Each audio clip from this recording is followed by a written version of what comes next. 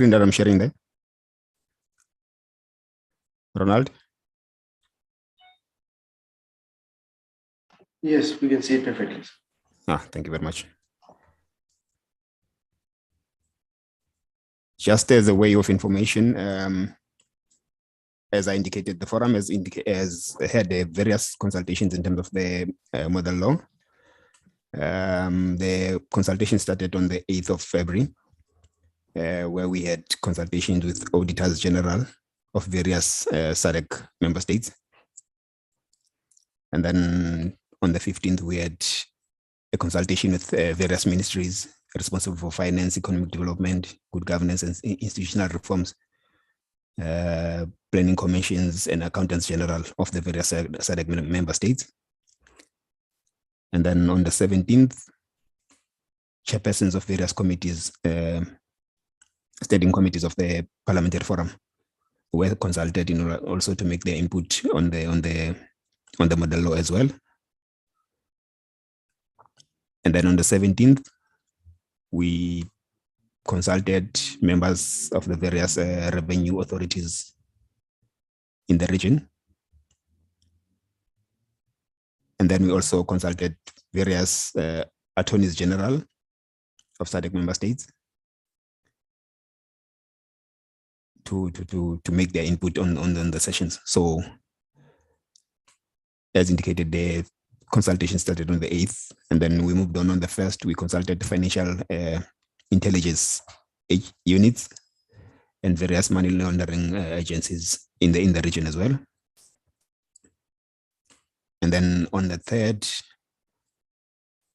various representatives from the police and investigators of financial crimes and related offenses also consulted. And then we moved on the 9th. We consulted with the prosecutors. They also gave their input on the various aspects of the model law. And then on the 10th of March, we had various civil society organizations, especially the ones that are focusing on advocacy for good governance. They were also consulted. We also consulted various chief justices, magistrates, and other judicial officers who serve on various financial tribunals. They also made their input.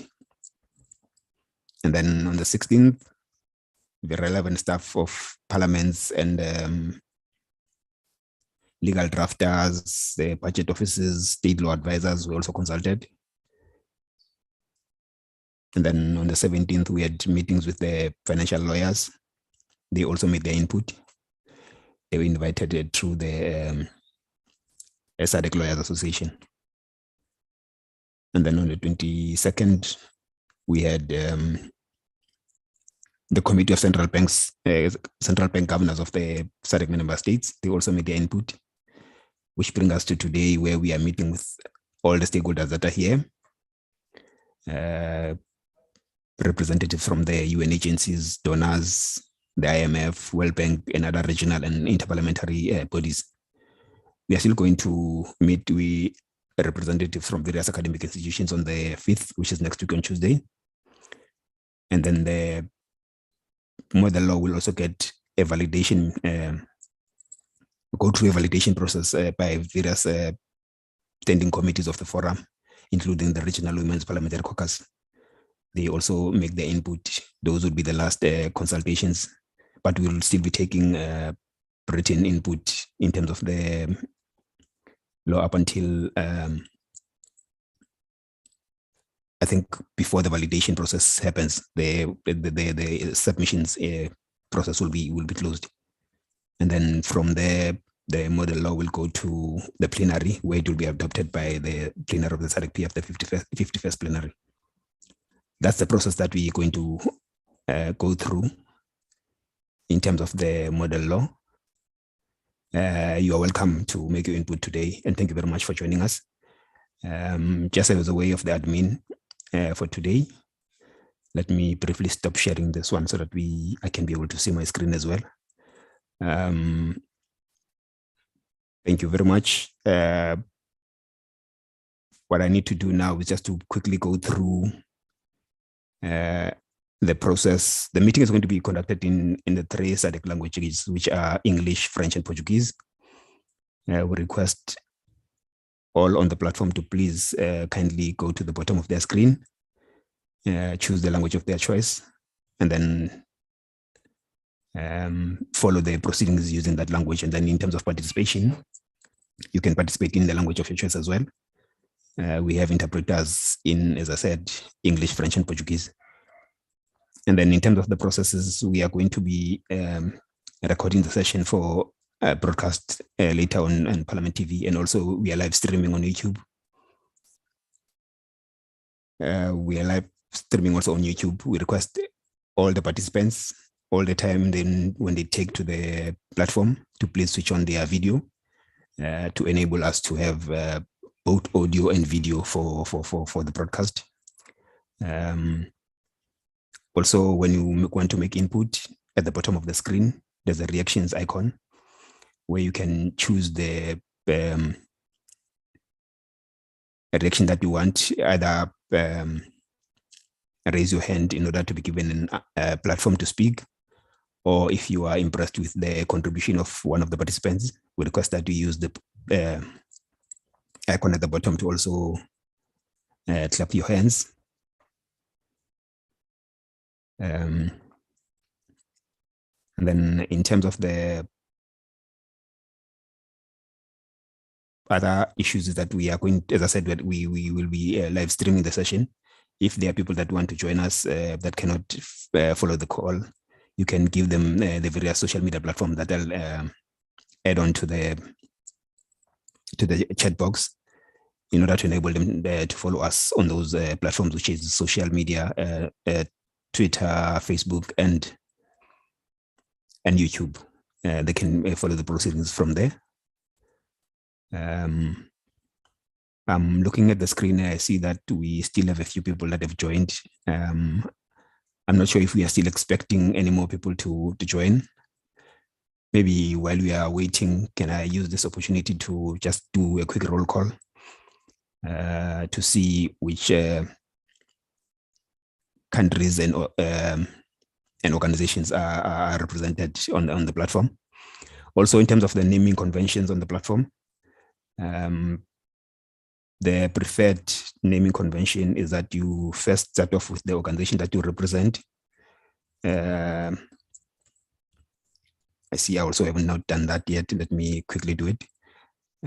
Start off with the organization that you represent, followed by your name, or you start off with the country that you represent, followed by your name as well. For me, it will be SADC PF, and then my name is Mudisa Kabedi, as indicated at the bottom, at the top there. That's the naming convention that we follow on the platform, so that we are able to identify as members and participants follow the proceedings. And also, it's important for our contributions in order to identify who has taken to the platform. And can I quickly do a roll call to see if there are any, because I see mostly the people that are on the platform currently. I see the facilitator, I see the legal drafter, I see our keynote address speaker, and just a few names that might be participants. Can I get an indication from my colleagues in the secretariat? Are we expecting any more people to join before I hand over to the facilitator? Yes, we are, Mr. Kabedi. We are expecting a few more people to join. Yes. Okay. Maybe another 5 minutes. All right. Maybe let me use the 5 minutes to just do a quick roll call just to check who's on the platform. We have a representation from Angola.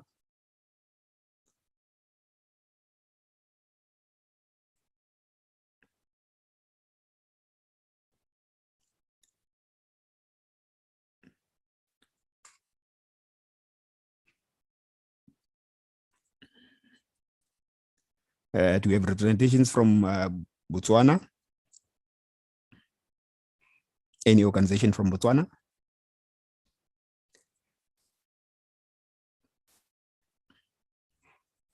Because on the platform currently, I see about 24 people. Those include interpreters as well, which means we still expecting a few more people. We have anyone from the DRC?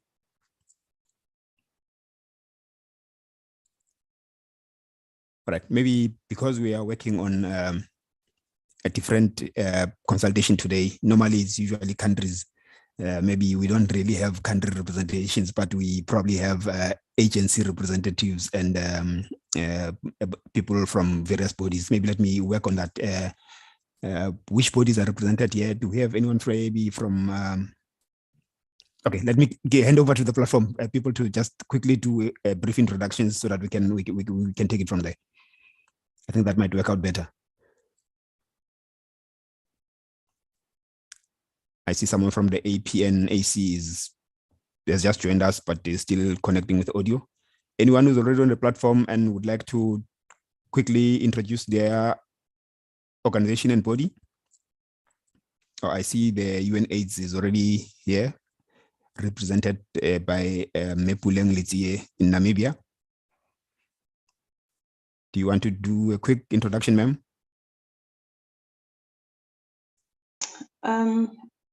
Okay. So, good morning, everyone. I'm Puleng Litsie with UN-AIDS in Namibia. Thank you. Thank you, Rash. Melitsie, can we quickly sort out your framing, please? Is it possible for you to use your app and do the landscape instead of the portrait? Okay, let me do that. I'll change the device actually. Thank you very much. Thank you. Can I ask maybe everyone who's on the platform to switch on their camera so that I can be able to establish if we are properly framed as well? Before I hand over to our facilitator who's eagerly waiting to take over. Mr. Chifunga, thank you very much. Can we work on the headspace just above you? Make sure that your head is completely in the picture. Because at the moment, your head is a little bit there. There we go. There need to be some room on top of your head. Mr. Kennedy Kalonzo, can we work on your headspace as well? At the bottom, your head needs to be in the picture. You are cutting it a bit, yeah.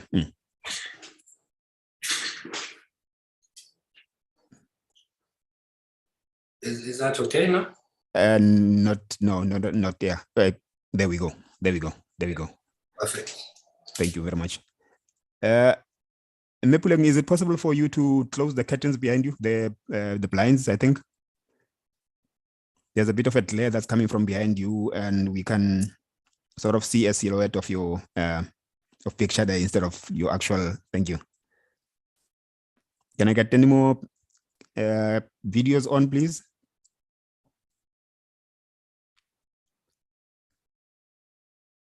APNAC.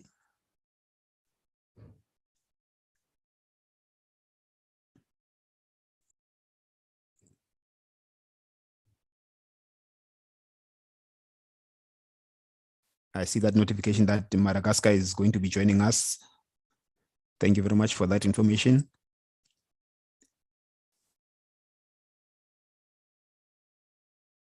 Any more videos, please?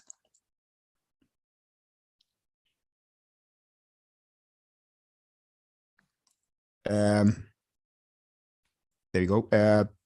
Madam Naidu, thank you very much. Let's work on that picture, and there we go. That's perfect. Thank you very much. Thank you very much, Mr. Kurasha. Thank you, Madam Musonda. Mepuleng, thank you very much. At least I can see you now. Thank you very much.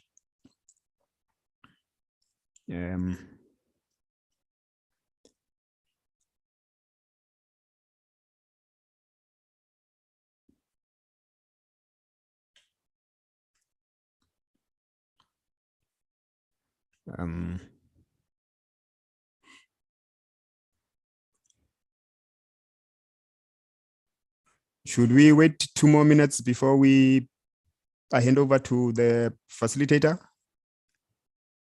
your guidance, Madam Sonda? Yes, Mr. Modise, you could go over the calendar again. I think we've had a few new people joining. Yes, thank you. Thank you very much.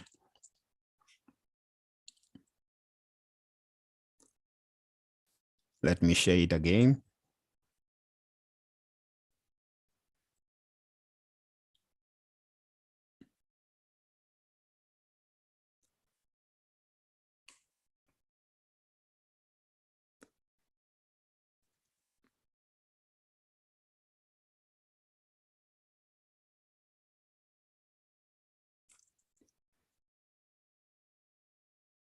Thank you once again. As initially indicated, the SADC Parliamentary Forum initially planned to have about 15 consultations on the SADC model law on public financial management.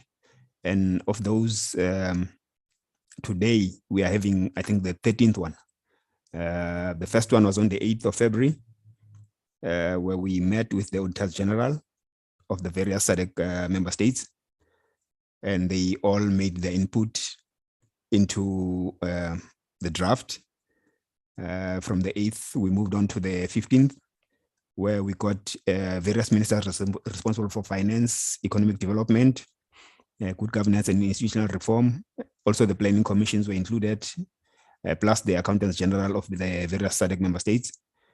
They were included in that consultative meeting, and the meeting went very well. We got various inputs, and our legal drafter interacted with them in terms of those inputs, and most of their contributions to the draft were considered, and amendments were made as per their input. Also on the 17th, we had the chairpersons of the various standing committees of the forum who participated and made their input as well on the draft. And then on the 22nd of February, we had various revenue authorities in the region also making their input. And then on the 24th, we also had the Auditors General making their input. And then from the 24th, we moved on to the 1st of March, where various financial intelligence units and anti-money laundering agencies made their input on the draft. And then on the 3rd, we had police representatives, especially those ones that are focusing on investigating financial crimes. They were also given an opportunity to make their inputs. And then on the 9th of March, prosecutors from the region also were given an opportunity to make their input. And then we had various civil society organizations which were consulted on the 10th of March. They also made their input. And then on the 15th, we had various chief justices, magistrates, and other judicial officers, especially the ones that are serving on the financial tribunals. They were also given an opportunity to make input, and they made that input.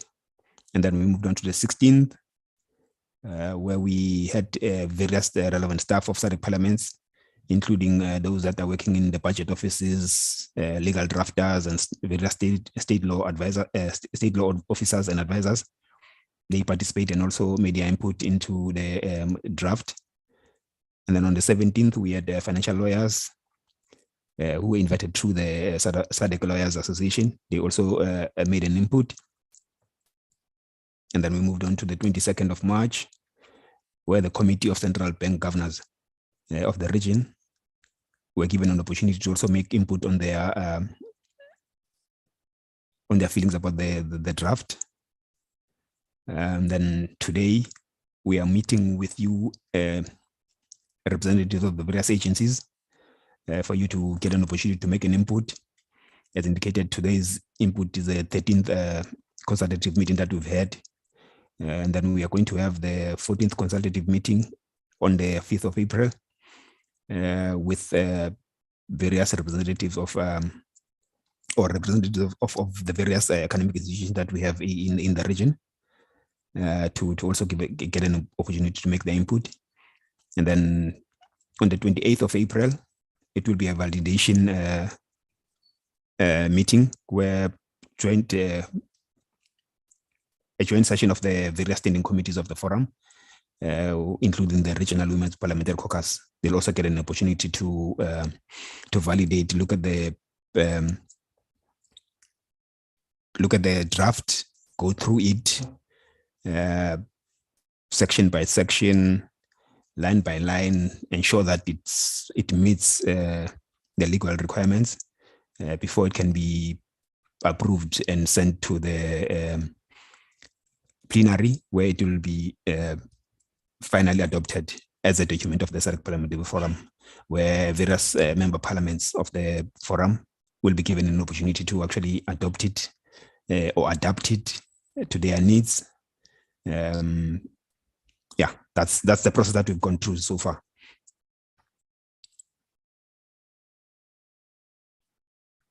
I think also now it's time for me to hand over to I see more people have joined. We have now about 35 people on the platform. Just as a last reminder, the session is conducted on the 3 SADC languages, which are English, French, and Portuguese. We kindly request that you choose the language of your choice at the bottom between English, French, and Portuguese, so that you are able to follow the proceedings. The session is broadcast. It's going to be recorded for later broadcast on DSTV channel 408. We request participants as they take the platform to please ensure that their videos are on. You are requested, as the norm on these platforms, to keep your audio mic off, and also only open it when you are given an opportunity to do so by the facilitator. Our facilitator for today is Mr. J. Kruse, who is from the PSAM. He's based at Rose University. There is part of the journalism and media studies department there. He's also he's a member of the working group that is responsible for putting together this model law. He's facilitating the program today. Mr. Kruse, over to you, sir. Thank you very much. Good day. Thank you, Mr. Kabeli, for the introduction there. My thanks to the SADC Parliamentary Forum for convening this consultative meeting. As we saw from Mr. Kabeli's talk, this is a series of consultations, and this morning's involves various UN agencies, donors, IMF, World Bank, and other regional and interparliamentary bodies. We thank you for your attention and inputs over the course of this morning. I'll be your facilitator. Please feel free to use the chat function to pose any questions, and the reactions to raise your hand if you have any inputs to make.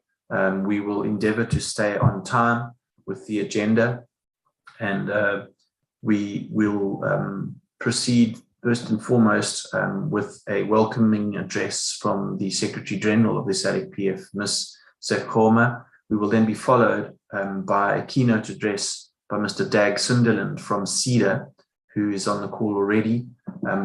After the keynote address, we will then receive a video clip to view, which the ICT team will stream so that we can observe that video. And thereafter, Mr. Daniel Greenberg, CB, who is the appointed legal drafter, will be given an opportunity to present and run through the model law and seek inputs from those on the Zoom meeting this morning. We will then be followed by a plenary where we can deliberate, receive inputs. Prior to then, if you'd like to note any aspects in the chat, I will be keeping an eye on that, and then we will adjourn thereafter.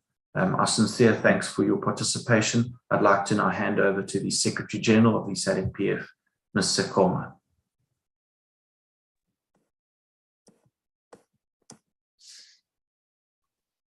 Hello, good morning.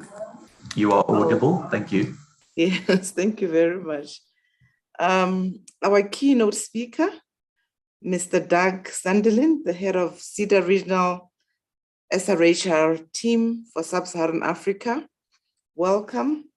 Our distinguished representatives from our international cooperating partners, here represented today, Mr. Daniel Greenback, our legal drafter, members of the technical working group on the public financial management model law, yourself, Director of Ceremonies, Mr. Jay Cruz, our Director for Public Service Accountability Monitor at the School of Journalism and Media Studies of Rhodes University, SADC citizens following proceedings on various social media platforms, staff from national parliaments, members of the media, distinguished participants, good morning, bon dia, bonjour. Allow me to convey fraternal greetings from the SADC Parliamentary Forum and warmly welcome you to this key event organized in the margins of the development of the SADC model law on public financial management. As you've already been made aware, a series of stakeholder consultations has already taken off, which engaged various stakeholders from both government and private sector. This is part of our usual tradition that we have developed as part of developing the model laws at the SADC Parliamentary Forum. We always include our cooperating partners and donors as one of the last consultations as part of them engaging in the issues or the key thematic issues that the SADC Parliamentary Forum will be engaged in. I therefore would like to indicate that this is an important meeting. It's a validation step before we take this particular model law to the SADC Parliamentary Forum standing committees, which will meet at the end of the month in Johannesburg from the 27th of April until the 4th of May. We do so with our international cooperating partners and donors because their views are important. This is an area of interest, and it is important from the perspective of them appreciating why we develop model laws and the value of the model laws. But also, this also helps us chart the way forward after the adoption process of this legislative instrument. It is for this reason that I wish to thank those of you who are here today for making time to support this critical step in the development of the model law, which will help us reach the promised destination. I must also indicate that some of the partners present here today have been partners to the forum in this journey of the development of the model laws. You have contributed immensely, either through participating as resource persons or giving technical backstopping as experts in our various technical working groups, while others, like our key partner, SEDA, have contributed financially to strengthening the capacity of the SADC Parliamentary Forum towards enabling them to develop model laws under the Sexual Reproductive Health and Rights and Governance Project. I wish to place on record our appreciation and thank you for your various input, which go a long way in making the SADC region a better and safer place. Whilst your diverse contributions have all been strategic, it is now important to look beyond the adoption stage to the domestication stage of the model law. And this is important because most of you are involved in the key thematic issues that are contained in the model law. You'd also appreciate that regional and international cooperating partners, or those that have been working with the forum, have always been considered as guardians of good governance and democracy around the world. You also implement programs and initiatives which are consonant to democratization and human rights. Furthermore, you are there to assist regions to formalize strategies such as those on sexual reproductive health and rights, governance, democracy, gender, comprehensive sexuality education, or safe abortion, to just cite a few, in view of harmonizing national responses to particular social and public health issues. Moreover, you ensure that public and private stakeholders work under a partnership matrix which favors complementarity rather than a duplication of efforts. And this has been the mainstay and focus of CEDA since they've started working with the forum as a partner. You thus act as catalyst to the development process in Southern Africa and around the world. The public financial management framework is yet another theme which constitutes a pillar for a sound democratic framework. Without a robust public financial management system, we all know that countries may fail, countries may go insolvent, and they can be indebted towards foreign jurisdictions, which is something that I believe partnerships such as this would not love to see. The flows of money inside and outside a state can be productive, but also devastating if made without proper checks and balances. Without a public financial management framework, there can be no viable democracy. And thus there will be no rule of law, constitutionalism, proper observance of human rights, or protection of the less privileged. Allow me to also underscore that without the COVID-19 hitting the globe since the end of 2019 and causing an economic pandemonium, public finances have come under close scrutiny. Around the world, emergency procurements have been criticized for leading to wastage of public funds. And this is a matter that will concern partners here today. And the central role of Parliament in conducting appropriate checks and balances has come to the fore.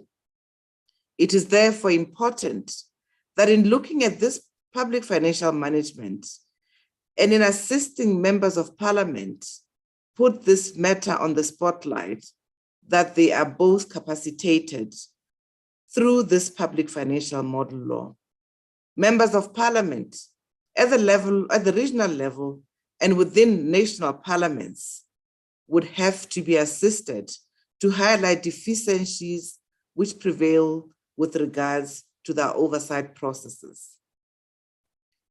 When we look at the issue of public financial management as regards how parliaments need to engage with this issue, it is a matter for international cooperating partners to look at from a perspective of looking at how can we strengthen capacity development of members of Parliament, particularly with the global financial crisis hitting Southern Africa of late. We cannot give enough reasons why we need a robust public financial management, and this has been compounded recently by the rising of energy prices flowing from the Russia-Ukraine conflict. Colleagues, it was time for us to look at this normative framework together with yourselves in view of ensuring that the interests of the region and of the international community are taken on board. Today, as you engage with our legal drafter, Dr. Daniel Greenberg, I encourage you to be open with him in respect of how best we can improve on this particular model law. It is also important for you to look at this instrument as an opportunity for us to look at how we engage with partners, how we look at advocacy issues, how we engage with partners in a yearly process where they're looking at budgets, so that we can ensure that we are measuring and accelerating and boosting domestication at all levels. Dear colleagues, I'd like to say that this public financial model law also applies to international commitment statements, which relate to all treaties and covenants signed by our member states, which create international commitments, such as those under the International Covenant on Civil and Political Rights, the International Covenant on Economic, Social, and Cultural Rights, CEDAW, the African Charters, or the Maputo Protocol. This exercise would thus promote domestication by causing the executive to self-reflect on compliance with the Sustainable Development Goals and ratified treaties before embarking in the budget exercise. Before statements will then be abundantly debated in Parliament or prior to the adoption of the budget. This is an entry point for us to look at and see how we build capacity of the institution of Parliament and stakeholders working with parliaments. It is for this reason that civil society organization and private stakeholders will then have an opportunity to actively monitor domestication by analyzing budget lines in the interventions that they work on. As I end, let me conclude by indicating that we expect that the brainstorming session today and the advocacy materials that we may develop after as a resource could be developed in collaboration with yourselves to vulgarize the model law beyond the adoption stage.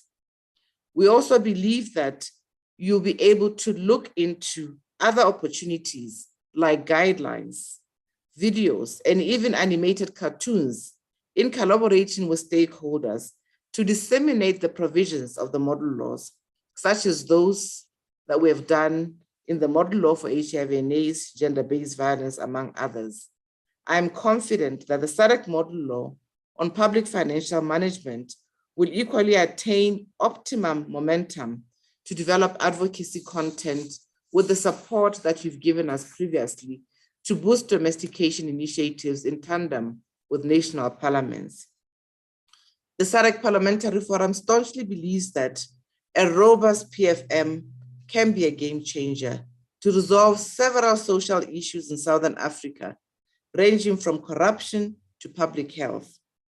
Public financial management also accords with broader objectives, such as universal health coverage, sustainable development goals, the Agenda 2063 to cite a few.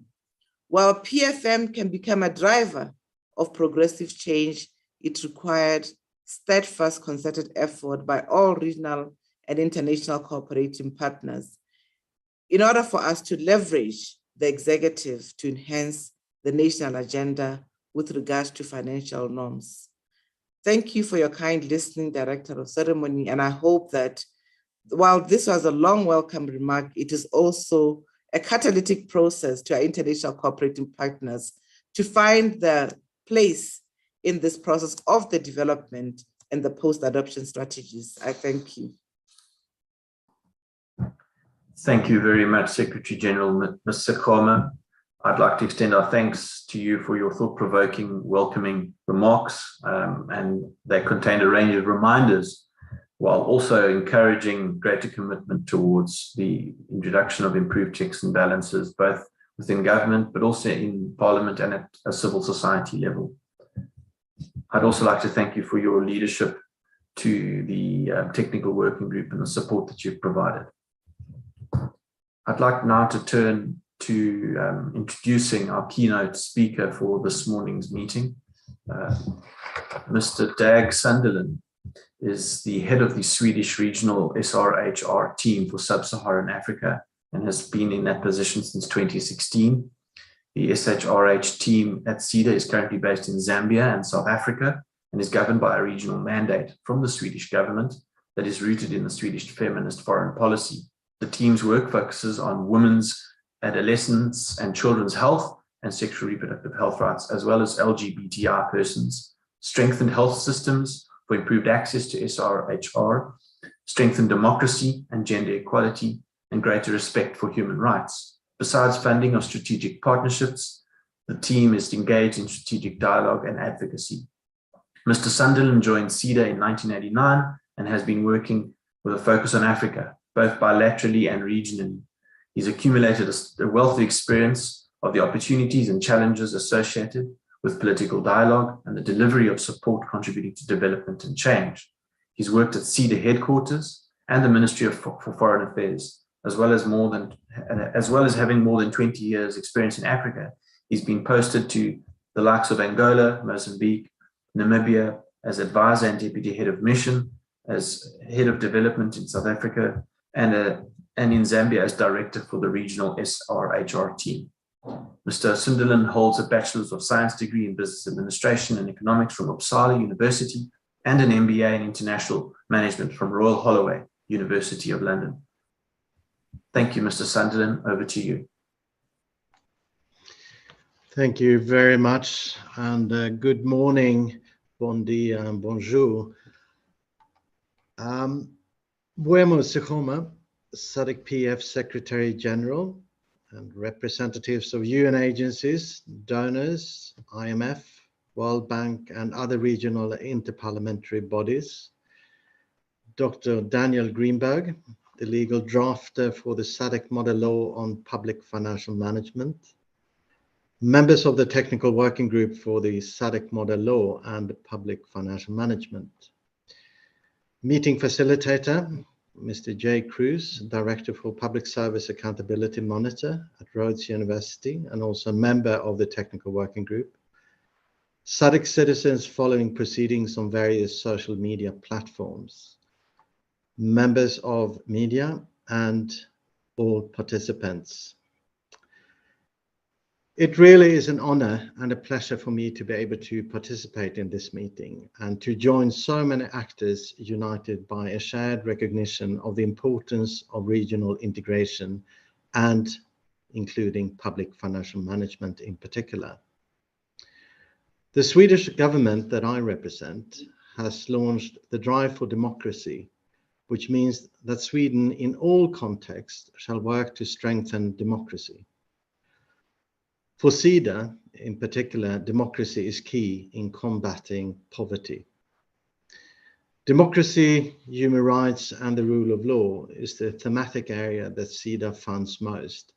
Last year, it amounted to about 23% of our total aid, and that is about $660 million US. The Paris Declaration on Aid Effectiveness ascribed a major role to parliaments in setting out national development strategies. The promotion of parliament as an important component of successful development cooperation was also stressed in the Accra Action Agenda that was adopted in 2008. The regional economic communities, including the parliamentary fora or assemblies, play a crucial role in the regional integration process and in strengthening parliamentary stakeholders in their legislative, budgetary, and oversight function. Our host today, SADC PF, has long been engaged in strengthening the participation and voice of parliamentary stakeholders, and I'd like to take the opportunity to acknowledge your work, while of course also acknowledging everyone here today for your contributions.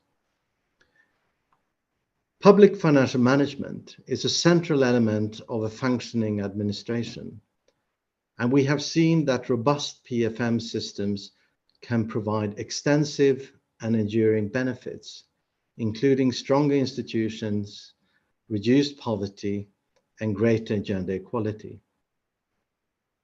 Unfortunately, the COVID-19 pandemic has brought light on the frailty and vulnerability of many PFM systems across the SADC region, and the pandemic has reactualized the important role of parliaments in exercising checks and balances over executive actions. In parallel, public debt is rapidly increasing in many countries as we speak, which calls for the enactment of policies on the management of debt vulnerabilities. The SADC Model Law on Public Financial Management has the potential to support SADC national parliaments and ensure that the public financial management is more transparent, efficient, and responsive to the needs of SADC citizens. The development of the PFM model law has reaffirmed the need for increased support for members of parliaments in their engagement in public financial management, including the mobilization of also domestic resources. I believe the model law on PFM will assist parliaments in providing input to both the budget formulation and follow-up processes in order to help ensure the executive remains accountable to its citizens and ensure that resources have been allocated according to citizens' priorities and national needs. It will also contribute to more clear and transparent mechanisms for monitoring and tracking budgets, an area that needs more political support. Importantly, the advancement and respect of human rights across SADC are highly dependent on the existence of robust checks and balances exercised through the parliamentary functions of the members of parliaments. The lack of accountability of the executive with regards to the implementation of the Sustainable Development Goals, as well as other commitments provided in regional and national treaties, call for a strong parliamentary scrutiny through, amongst others, a PFM process such as budget analysis and action. We all recognize the importance that treaties and commitments do not continue to just be signed and ratified, but they also have to be implemented.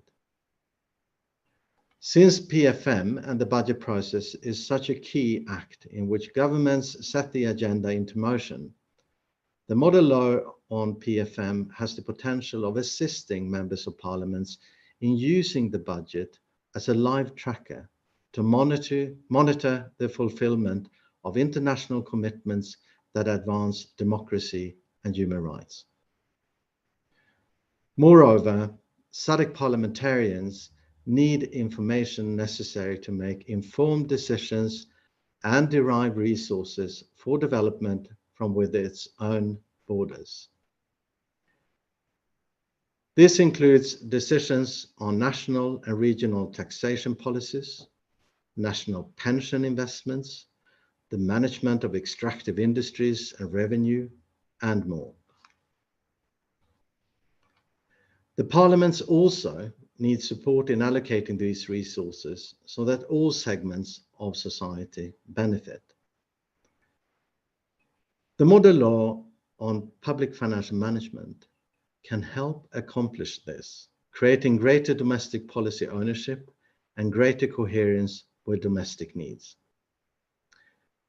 In summing up, the model law on public financial management addresses many needs in SADC and will support parliamentary stakeholders in their domestic and democratic mandate in various ways. This consultation will enrich the model law by bringing together divergent views and best practices from a diversity of experts and practitioners in public financial management. I wish all participants fruitful discussions and look forward to hearing the results from all the energy and expertise gathered virtually today. Thank you, merci, obrigado. Many thanks, Mr. Sunderland. On behalf of the SADC PF, I extend our thanks to CEDA for the support that they have and continue to provide.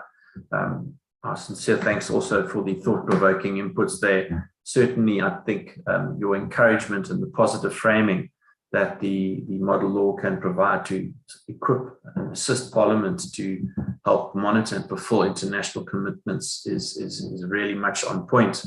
And our sincere thanks to you. I've looked at the time. We are now 10 minutes, quarter to 11. We are slightly behind schedule, but we are now going to shift to view a video clip, which will endure for 15 minutes. If I can ask colleagues from the SADC PF's ICT team to please assist.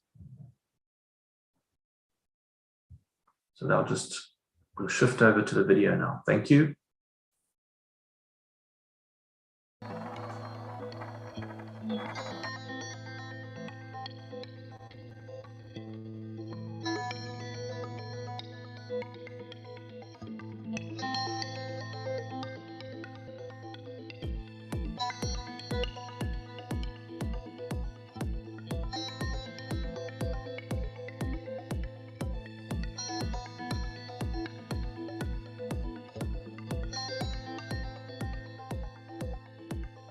This is not about a campaign against multinationals just blankly. We would like to see clean businesses who come here, pay their taxes when they work with us. The idea of reporting all their profit in a small headquarters where there are only 2 or 3 people working there and overlooking the entire operation, which is 60-70% of it is happening in this continent, we would like that to stop. Curtail abusive transfer pricing, for example, trade misinvoicing, for example. There's a lot of work that remains to be done. We must indeed achieve the objective of stopping the bleeding, of retaining these resources on the continent, which are illicitly flowing out of the continent. These scenes are not so dissimilar to one that happens every day across the African continent. A businessman goes into a bank and makes a transfer of funds to an offshore company. Little questions are asked and millions are funneled out of the country electronically in a matter of minutes to a territory where little or no tax is accrued. This scenario is also surprisingly legal. A senior government minister collaborates with a mineral company executive to stash money and profits earned illegally in a foreign bank. A woman gives $5,000 to a man in the hopes to get her whole family across the border illegally. This is a human trafficker. He deposits the money in an overseas bank where it is cleaned and legitimized. All these are examples of illicit financial flows, or IFFs. Money leaving the continent, being funneled into international, global, already developed capitals and depriving African national economies of vital liquidity and resources. The campaign to stem IFFs, or previously termed capital flight, is by no means a new phenomenon and has recently received a boost by the revelation of the Panama Papers, an unprecedented leak of over 11 million files detailing wealthy individuals and numerous multinationals exploiting secretive offshore tax regimes has elevated the issues of illicit flows to the forefront of the global agenda and media scrutiny. The establishment of the high-level panel represented a watershed and new strategy to combat the illicit flows. All started on a Sunday in Malawi. We were preparing for the opening of the African Ministers of Finance, Planning and Economic Development Conference in 2010. The room was full. We were really surprised with the response. And those who attended, they said, no, this has to go to the ministerial proper the following day. And we had a 2 hours discussion on it. And African Ministers of Finance, in their wisdom, they said, no, this is a development issue that is too important for the continent. We cannot allow this continent, the poor part of the world, to subsidize the rich part. I sometimes refer to it as being like a hydra with many heads. And a strange hydra, when you cut some heads, by the time you get to the 7th head, the first one has regrown. It's so dynamic, it keeps on changing shape and form. So we have to be resolved to the fact that we will always be chasing, finding out new ways of illicit financial flow and trying to deal with them. That's the first thing. GFI analyzes illicit financial flows, not only out of Africa, but out of other parts of the world as well. We did a study of illicit money going out of Africa. We were asked by UNECA to come and discuss it. We did so. This is going back 5 or 6 years now. UNECA was frankly fascinated with our analysis that the commercial component of illicit financial flows is bigger than the corrupt component of illicit financial flows, because quite honestly the media had been for years enjoying its criticism of Africa for the amount of corrupt money that is going out. So we came along and said, yes, corruption's a problem, but the biggest part of this is commercial. According to GFI, these are the 3 clear definitions of IFF as seen before earlier: corruption, criminal, and the commercial aspect. The estimated 50 to 80 billion US dollars that the African continent loses annually in illicit flows is about double that what the continent receives in ODA, or official development assistance. Moreover, based on the methodology of the Economic Commission for Africa, abusive transfer pricing and misinvoicing, the underreporting of amounts produced and profits made are another major source of commercial illicit funds lost forever.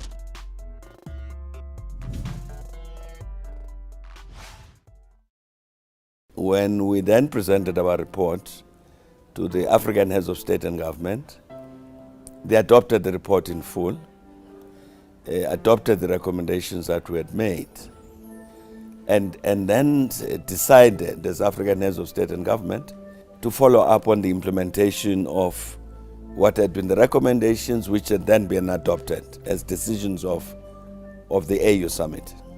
There has been a confluence of forces that have really given this a boost, and also, as you know very well, the birth of this was looking for how the continent can finance itself.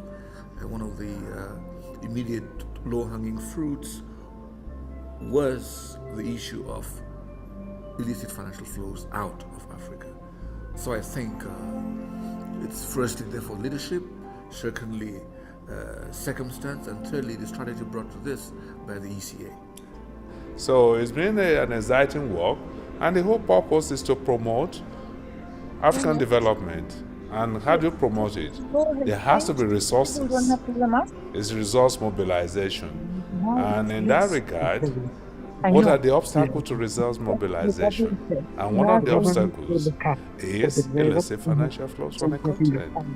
There is really nowhere else on the continent where there is a plug-in for policy and legislative shifts that we need to make on the continent to defend our outputs, other than currently the high-level panel. And they're doing a tremendous job because they've gone from beyond the report and letting it gather dust in somebody's office, but also looking at the systemic work that needs to be done, work with regards to policy and policy shifts, both at the ministerial, Ministry of Finance level, as well as bringing in civil society and regional organizations to make the necessary policy shifts that we require. It's good work that they do. Even before the Panama Papers, they have managed to elevate the issue of international financial flows, at least, or illicit financial flows from Africa at least, into an international issue. It's a global challenge also. So they anticipated the Panama Papers. Perhaps they'll be similar in future, but already the work of the panel has already put this into the fore, has already elevated this into a global issue, a global challenge, something requiring global action.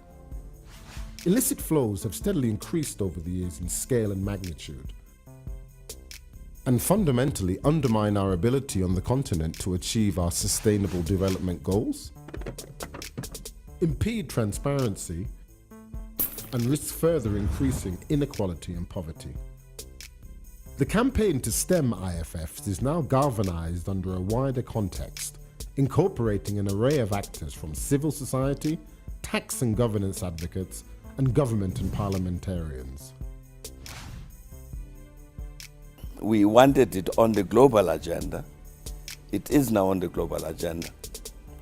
So there are many people who are part of this campaign to stop the continent bleeding of these resources. So it's governments, it's civil society, it's business, it's everybody. Our role we see as bringing the interests of citizens on the table to ensure that the design of policies that will ultimately curtail illicit financial flows and ensure domestic resource mobilization are policies that are not also at the same time leading to increased inequality and having a situation where it's already the poor that are already carrying the burden that are going to suffer out of that. And for that to happen, you need to have civil society organizations in the room to create that critical mass of actors to be able to again, demand that the politicians and the governments actually fulfill their commitments, honor their commitments in terms of what they said they are planning to do to curb illicit financial flows. Firstly, do you even know that there's IFFs? And if you do, what does that mean to you as a political party? In election campaigns, in parties that are in parliament, because we just say MPs, some come from ruling parties, some from opposition. Those that are in ruling parties, how are you influencing your own ruling party in terms of IFF? But more so, because parliamentarians get a budget for constituencies, are you taking this as an issue at constituency level, where you are saying in terms of mobilization, how do I take this message and explain it to an ordinary African? I mean, Panama Papers came. For Africa, we say they came, they are gone. For most African communities, it has meant nothing. People don't even know what that is. So we are saying at APNIFT, it is your role as an MP to take this message to that lower level, because these are the people that vote and keep governments afloat. If they're not empowered to know what is going on, they are never going to hold governments accountable. Accountability is also in need of another key building block to fight illicit flows: capacity. Capacity building of appropriate institutions across the continent is key to improving skills and enforcing financial retention. We begin to see that capacity challenges or the lack of capacity is a critical issue for combating illicit financial flows and stopping the bleeding. In particular, one area where African countries have big problem is actually implementing the legislations and the laws that they have for money laundering and for corruption and for all kinds of activities, illegal outflow of funds. And so we're working very hard to strengthen these institutions so that they can become more effective in dealing with these issues, and they become better coordinated in terms of what they do.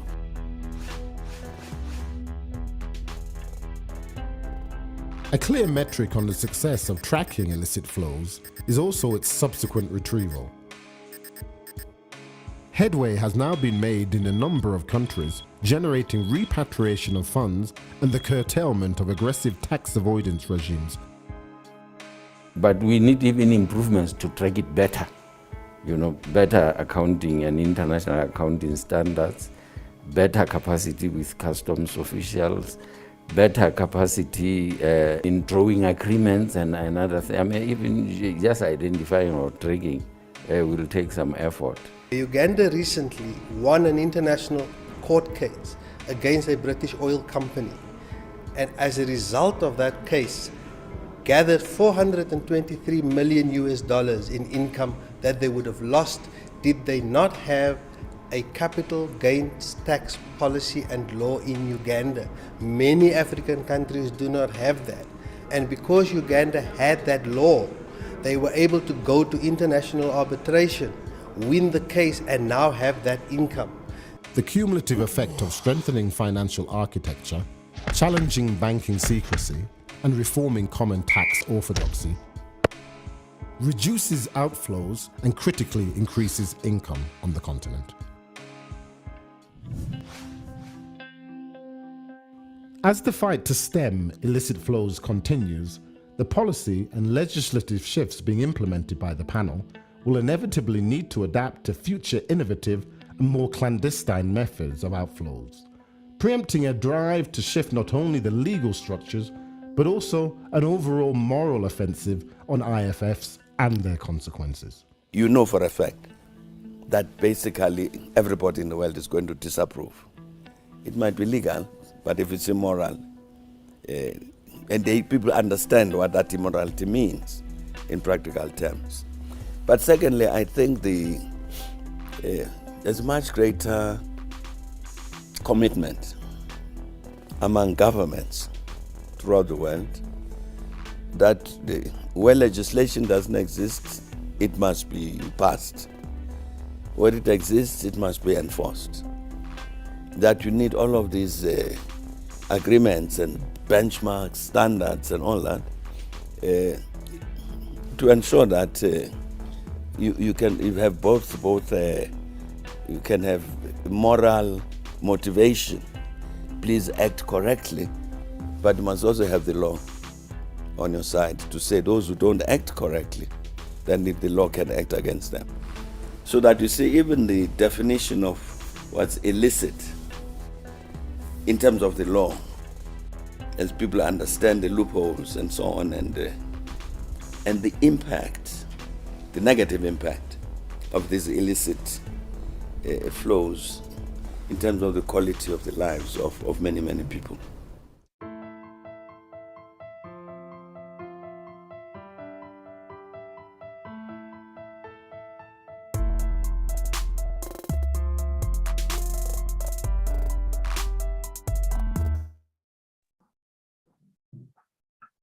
So some hard-hitting remarks in that video focusing on the ill effects of illicit financial flows. Certainly the adoption of a draft model law, and where member states can act on the proposed clauses to strengthen accounting in countries and hopefully accounting across countries globally, will see greater inroads into these tendencies for illicit financial flows to not be kept on top of. So we look forward to your inputs shortly. I would like to now turn to Mr. Daniel Greenberg, who will manage the next session. Mr. Greenberg is a barrister specializing in legislation and the legislative process. He currently serves as counsel for domestic legislation in the House of Commons. He also serves as the general editor for Westlaw and Thomson Reuters. He has a law degree from the Cambridge University in England and has over 30 years experience in legislative drafting and machinery of government. He's drafted legislation in many jurisdictions, and he edits 2 legal dictionaries and an international legal journal.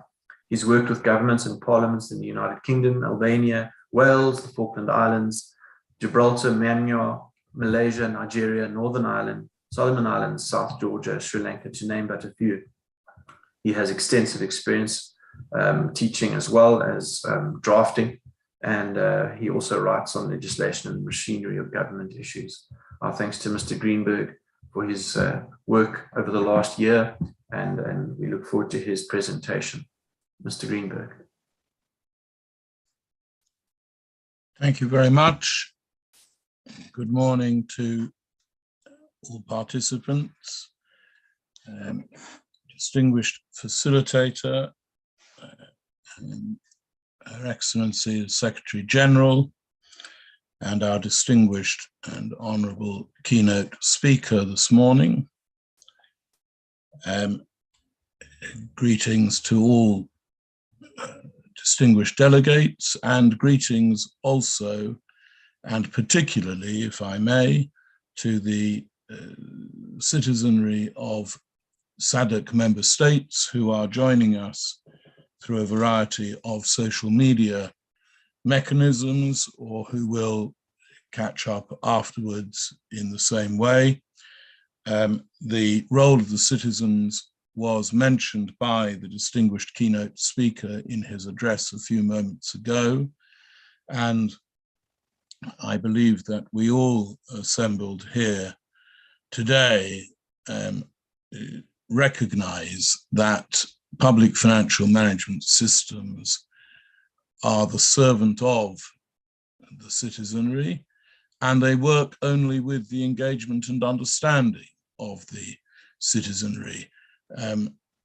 I think, Mr. Facilitator, you were present at one of the consultative forums a few weeks ago when we had a video presentation of the reactions of some young citizens of different SADC member states to questions of public financial management, a slightly dry and technical topic on which one might not have expected most young persons to have particularly vehement views, but they certainly did, and their comments were penetrating and incisive, and showed that if we look to engage citizens in ownership of the public financial management system, we will not find them slow in wishing to respond with their concerns, and their concerns which will be of particular interest to delegates, to the distinguished delegates of today's forum, revolved around fairness and transparency and equity in relation to expenditure as much as in relation to revenue systems themselves. The importance of accountably and transparently showing value to the citizenry in the expenditure of the public revenues raised. I will shortly share my screen and take distinguished delegates through one or two core features of the model law. But before I do that, I wish to make two preliminary observations. First, I remind distinguished delegates present today that legislative drafting is inevitably a question of balance. There are always conflicting desiderata in relation to any given piece of legislation that require to be balanced in a way that does the most justice to the subject matter in the context of the key target audiences for that law. And in the case of the model law on public financial management, we have had, and I say we because you, Mr. Facilitator, have, as Her Excellency the Secretary General has already alluded to, you have been an ornament of the technical working group, and that working group has been at the hub of the development of the model law, and many of its most conspicuous features owe their prominence directly to interventions and exhortations of the technical working group. So I say that we have had to balance, in particular, some very difficult competing considerations, including the need to balance simplicity with a degree of certainty. I do not need to explain to distinguished delegates today how we are dealing with an extremely technical and professionally challenging and complicated area of the law, and the level of certainty requires to be such that members of staff of the central banks, the World Bank, the United Nations, donor organizations, and all the panoply of stakeholders represented today need to be satisfied that it deals with the complexities of public financial management with a level of certainty that gives them the confidence that they require in order to be able to engage profitably. And yet, the essence of the law has to be simple as well. It has to be capable of being absorbed and applied by such a wide range of professional stakeholders that it needs to be kept simple and clear. So you have that balance which sits alongside the balance of accessibility and accuracy for the same reason and to the same extent. The language has to be plain and simple and natural, not archaic, not unnecessarily pompous, not unnecessarily technical for the sake of it, and yet it has to give the kind of accurate response at a technical professional level that will deliver the policy in an effective way. And similarly, the degree of clarity required to be achieved by the bill is matched by a pronounced requirement for flexibility. And perhaps nowhere in the draft model law is that as clear as in part 12, which deals with crypto assets and cryptocurrencies. We could give an accurate snapshot of the position on the regulation of crypto assets today. And if we did that, we would be dooming the model law to instant obsolescence, because the way crypto assets and cryptocurrencies are being presented, used, managed, regulated, valued, and understood, classified and understood today is changing beyond recognition every few weeks, never mind every few years.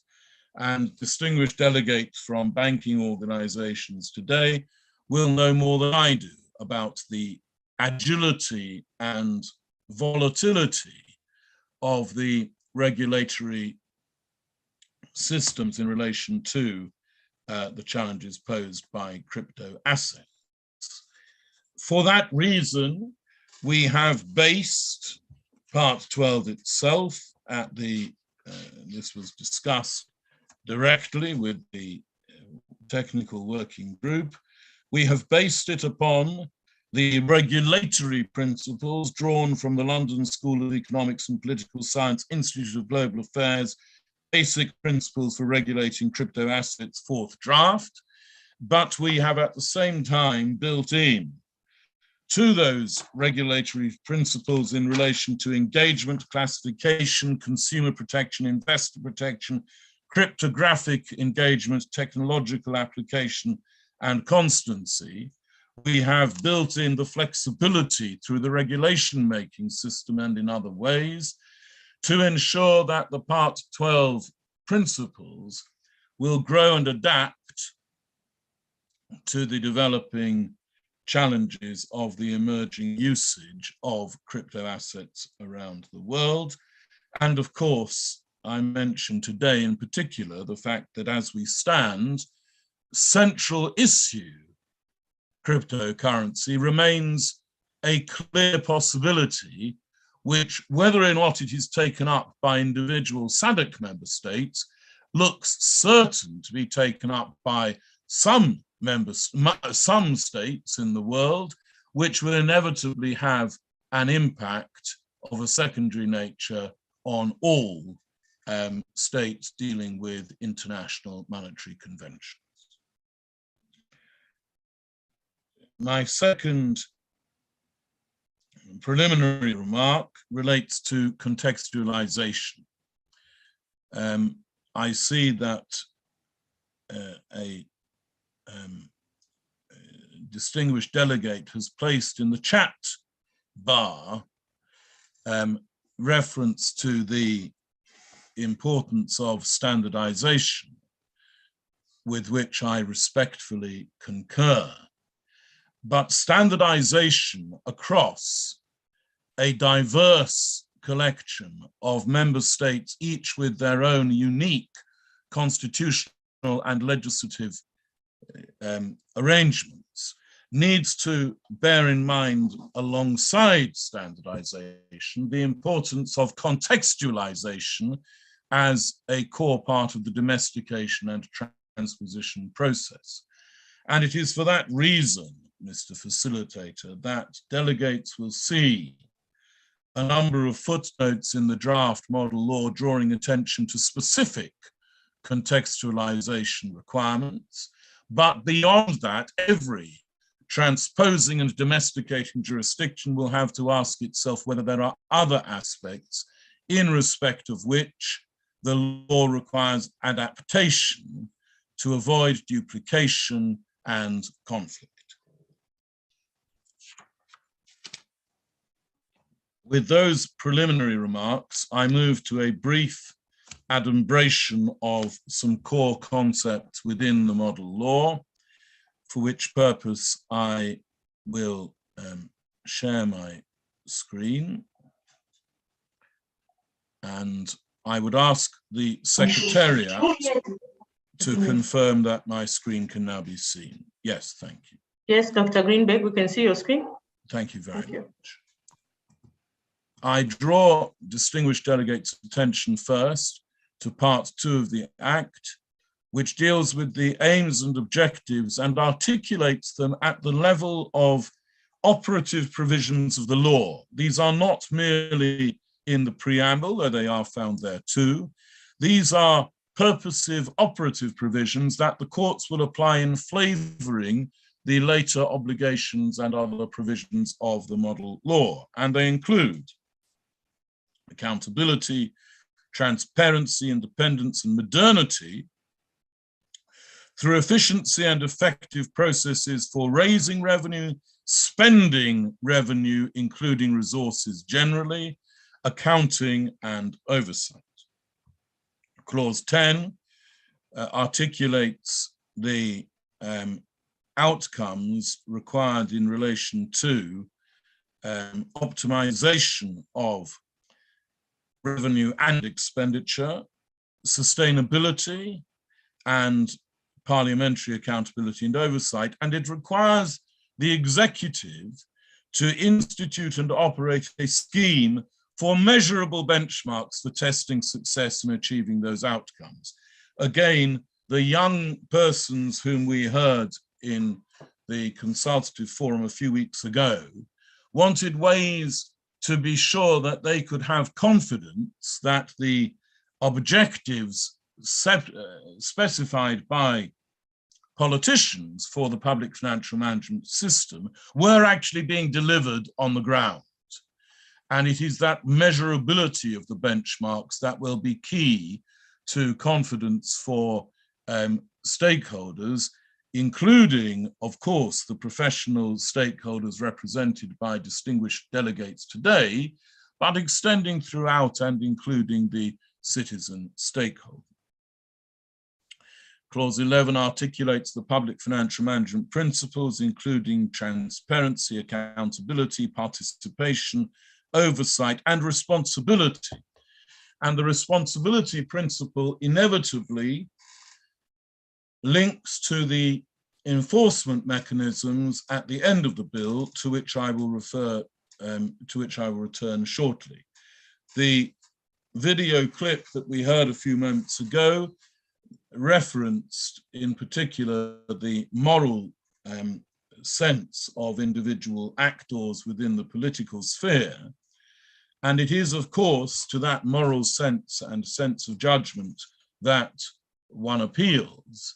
However, it is essential for them and others, including funding, donor stakeholders and others, to know that where there are lapses in that personal responsibility, it can be enforced through effective mechanisms, including the criminal law and other mechanisms to which I will return.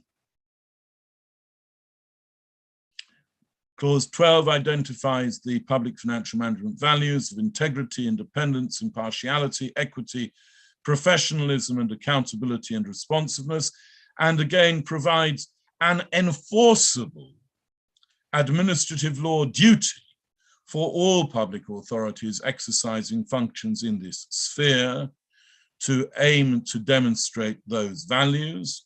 And as I say, this is not mere aspirational rhetoric, it is an enforceable administrative law duty.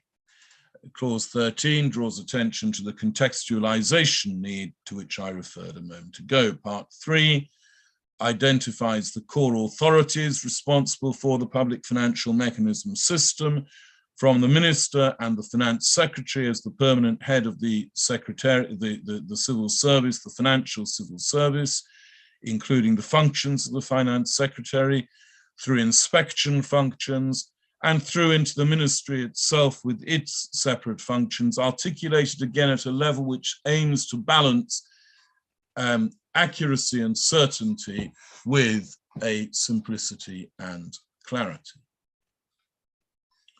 The role of accounting officers as the core, as carrying the core responsibility burden is recognized in clauses 21 and 22, where the functions are set out in some detail. The Auditor General provisions are merely a signpost in Part 3 and are picked up later in the model law. Part 4 deals with public funds and will be familiar to distinguished delegates. I mention only that under other accounts, retention accounts, trading accounts, and debt servicing accounts, we were asked at an earlier consultative forum to say more about special funds, and we are intending to do precisely that.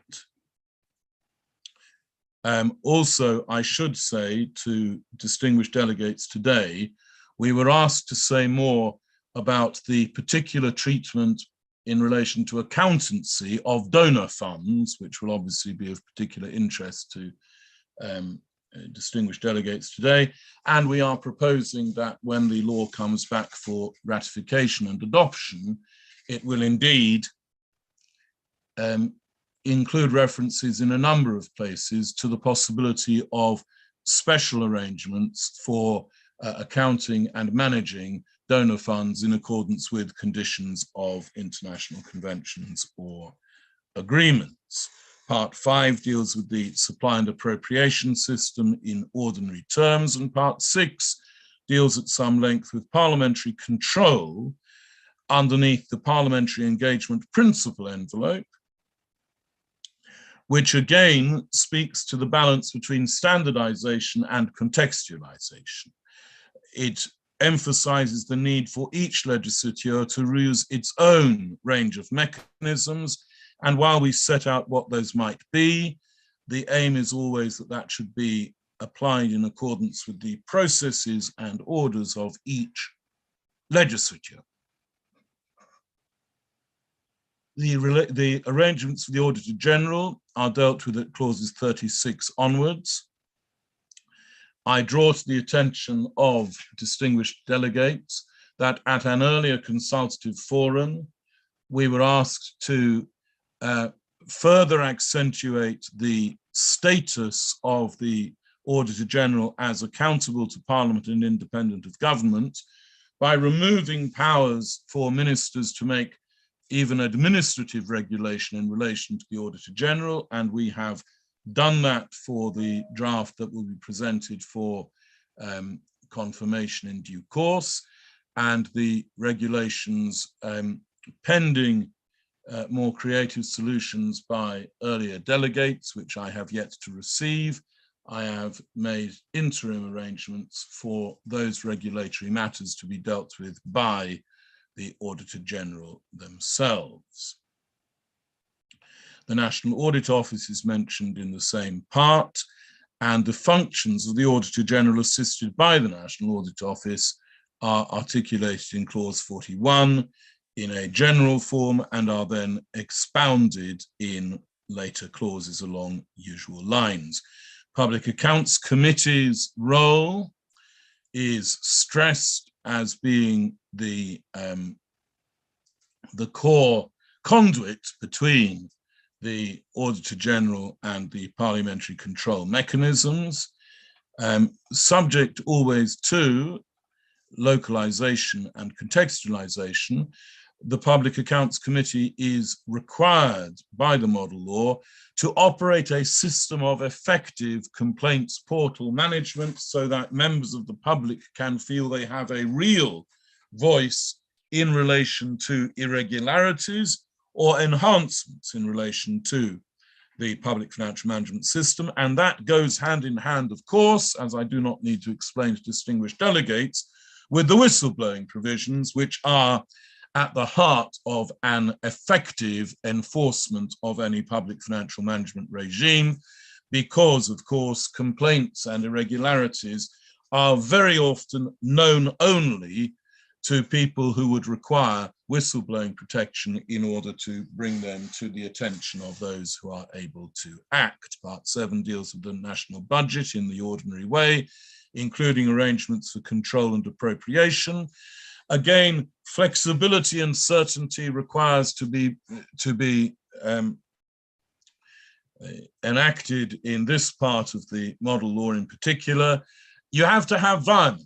You cannot not have violence without burdening parliaments with minutiae of detail that would not be a good use of their supervisory jurisdiction. And yet violence has the potential completely to undermine the entire controls of the budgetary system if it is used outside the envelope of a regulatory oversight. So the model law acknowledges the necessity of the authorization of violence, but within the envelope that maintains the supervisory principles and does not allow them to be overly diluted. The budget process is discussed in normal terms, including the estimate and debate. Again, at an earlier consultative forum, I was asked to draw specific attention to the possibilities in particular parliaments of providing for amendment of estimates and amendments of the bill during the budget debate. and that will be accommodated, again, in a way that acknowledges the principle without appearing to prescribe to any particular jurisdiction how it should make arrangements for it. There is considerable detail about the documentation to accompany the budget, and this will be of particular importance for distinguished delegates today, as well as the departmental objective reports. There is a requirement for a sustainable fiscal policy statement, a sustainable development goal statement, an international commitment and project statement, as well as equality and diversity statements to reassure citizens that equality and diversity are at the heart of public financial management, and again to match the flexibility with certainty, the past year and future year implication statement, the multi-year budget projection, the in-year developments of national adjustment budgets, and in-year budget reports, again allowing flexibility but always within the envelope of stability and oversight. And the same for delays and variations. Part 8 deals with government borrowing. It tries to classify it in the broadest possible terms so as to include everything that has the ability to impose a liability, actual or contingent, upon the state. Again, the emphasis is on the mechanism rather than on being prescriptive as to result. The debt management strategy, which has to be laid alongside the budget, the debt management committees, which have to work to control each jurisdiction's system, and the borrowing arrangements sitting with the broadest possible definitions of government issues through agents, and of course other borrowing, including on-lending and guarantees and indemnities, the very breadth of which I know are a concern to distinguished delegates, and therefore that breadth needs to be acknowledged and articulated and brought within the oversight and control envelope. The public debt statements required to be laid as a budget document are to be accompanied by a public debt schedule to give transparency and accountability to the overall system. That was a very enjoyable sound effect of somebody opening and leaving the room. I shall take it as not being a theoretical delegate walking out in disgust. Perhaps it was a theoretical delegate entering the room in excited anticipation.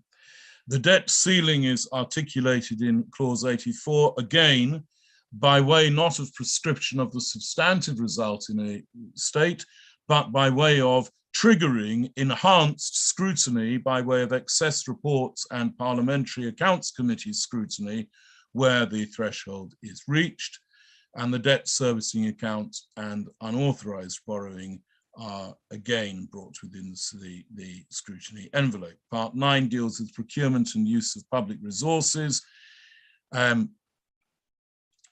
using the broadest understanding of the term of resources, and again with a flexibility for emergency that does not dilute or undermine the regulatory control of the procurement system. Part 10 deals with public accounting within accounting principles, also within a resource accounts approach.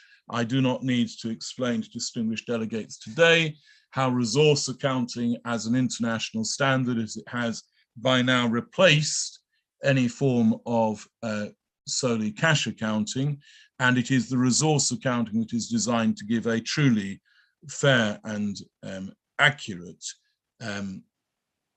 view of the state of a public finances arrangements. The standard arrangements of scrutiny leading to the preparation of a whole of government account approach, again to give an overarching true and fair view to be acknowledged by the Auditor General. Information always being core to the preparation of effective audits, information provisions are included. Part 11, I referred to earlier as essential for effective enforcement. In cases of misconduct, misuse, or maladministration, public officials in the broadest sense must know that they can be held accountable for their actions or inactions. An offence of public financial misconduct and an offence of misuse of public funds, in each case coupled with local penalties to be drawn coherently and proportionately within the criminal and penal policy of each jurisdiction. Broader issues of maladministration are not linked to a separate offence for reasons of separation of powers, but do link to possibilities of reporting and disqualification in accordance with the parliamentary system. Part 12, cryptocurrency, I have referred to earlier, and I will now, having overrun my time by 1 minute, I will beg indulgence for about another 30 seconds, simply to direct distinguished delegates' attention in the final provisions to, again, the flexibility offered by supplementary regulations and by guidance, the issue of quasi-legislation, memorandums of understanding, the guidance and codes that are so key to the effective working of most international arrangements in particular, but always subject to the oversight and scrutiny of the Parliament in each jurisdiction to ensure accountability and transparency. Mr. Facilitator, I hope that gives distinguished delegates an outline of some of the core components for their consideration today. I look forward to hearing their observations and receiving detailed submissions in writing, and I thank you for your attention. Many thanks, Mr. Greenberg, for that run through the various provisions of the model law. I can appreciate that some of the colleagues on the call, the meeting today, may not have gone through the model law in its current draft, letter by letter, provision by provision. So we do welcome written inputs and suggestions on various clauses. Now is an opportunity to put your hand up, pose any questions. If you'd prefer to place it in the chat, that is also permissible. We did have a question, I think it is Honourable MP Kennedy Kalonzo posed a question in the chat quite a bit earlier on. He posed the question as follows: most partner states have their own PFM Act. How will this model law interact with the national ones? I did see a response kindly put in the chat by the Honourable Secretary General, which colleagues can consider there. If Mr. Greenberg wanted to make any additional inputs, if he would like to, on that question of how would it interact with national ones, if I may. But whilst he responds to that, please feel free to use the chat or raise your hand and I'll keep an eye out. Thank you. Yeah, simply to say that is, of course, a particular contextualization issue for the domestication process in each state. We've had a number of observations by participants in earlier sessions of the forums, identifying particular gaps in their own public financial management systems and legislation. The model law, of course, was based on a combination of an appraisal of existing systems in SADC member states and international developing best practice.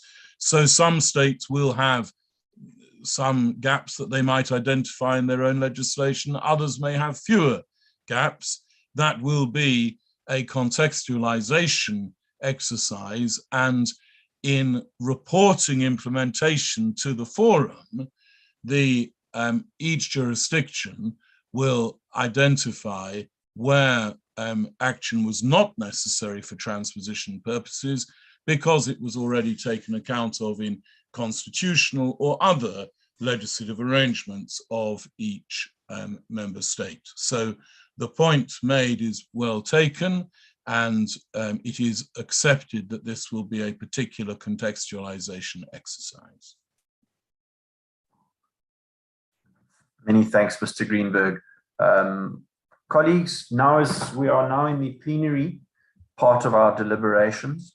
So please do feel free to raise your hand and unmute your mic, and we look forward to any inputs that you have, or use the chat if you would prefer. Alternatively, emailed written inputs are also welcomed. I see Mr. Kalonzo's put his video on. Would you like to come in, Mr. Honorable MP Kalonzo? Thank you so much. It's such an honor and a pleasure to be here, coming from the regional parliament, where we have been debating ourselves the need for an act to manage the resources of the community, because we don't have one yet, even though at the partner states level, they all have their acts that manage the public finances. But indeed, at a regional level, we do have several gaps. So it's very exciting to be here and interact with all of you, and just see how the RECs operate. Of course, I did have challenges contextualizing, but I'm glad Mr. Daniel was able to clarify. And it was just an issue of where the East Africa community, for the most part, has powers to legislate. And once the law is assented to by partner states, then it is binding to all of them. So of course, we would have, having gone through the bill before the clarifications, I was concerned where I referred to maybe ministers and what have you. Because at a regional level, that would be drafting a matter of sovereignty, which we have not become a federation yet, and we may therefore not be able to legislate on matters that touch sovereignty issues of partner states. But I'm happy to be here. I'm definitely learning a lot. And we also hope you'd come to support us in drafting our own regional law. Thank you.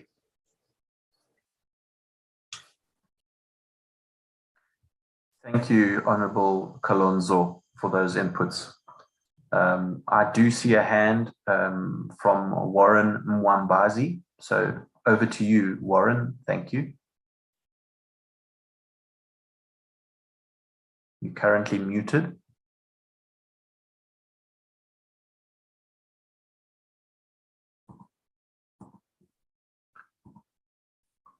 Are you able to unmute, Warren Mwambazi?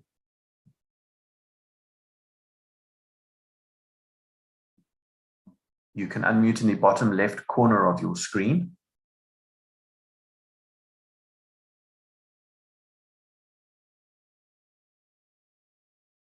I think Warren may have audio challenges currently. If Warren Mwambazi would like to pose a question in the chat, we will look out for that if you can't connect via audio.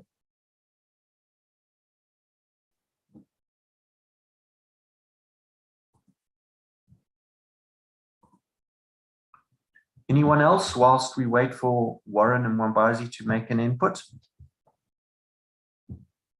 on any particular clause or aspect of the model law?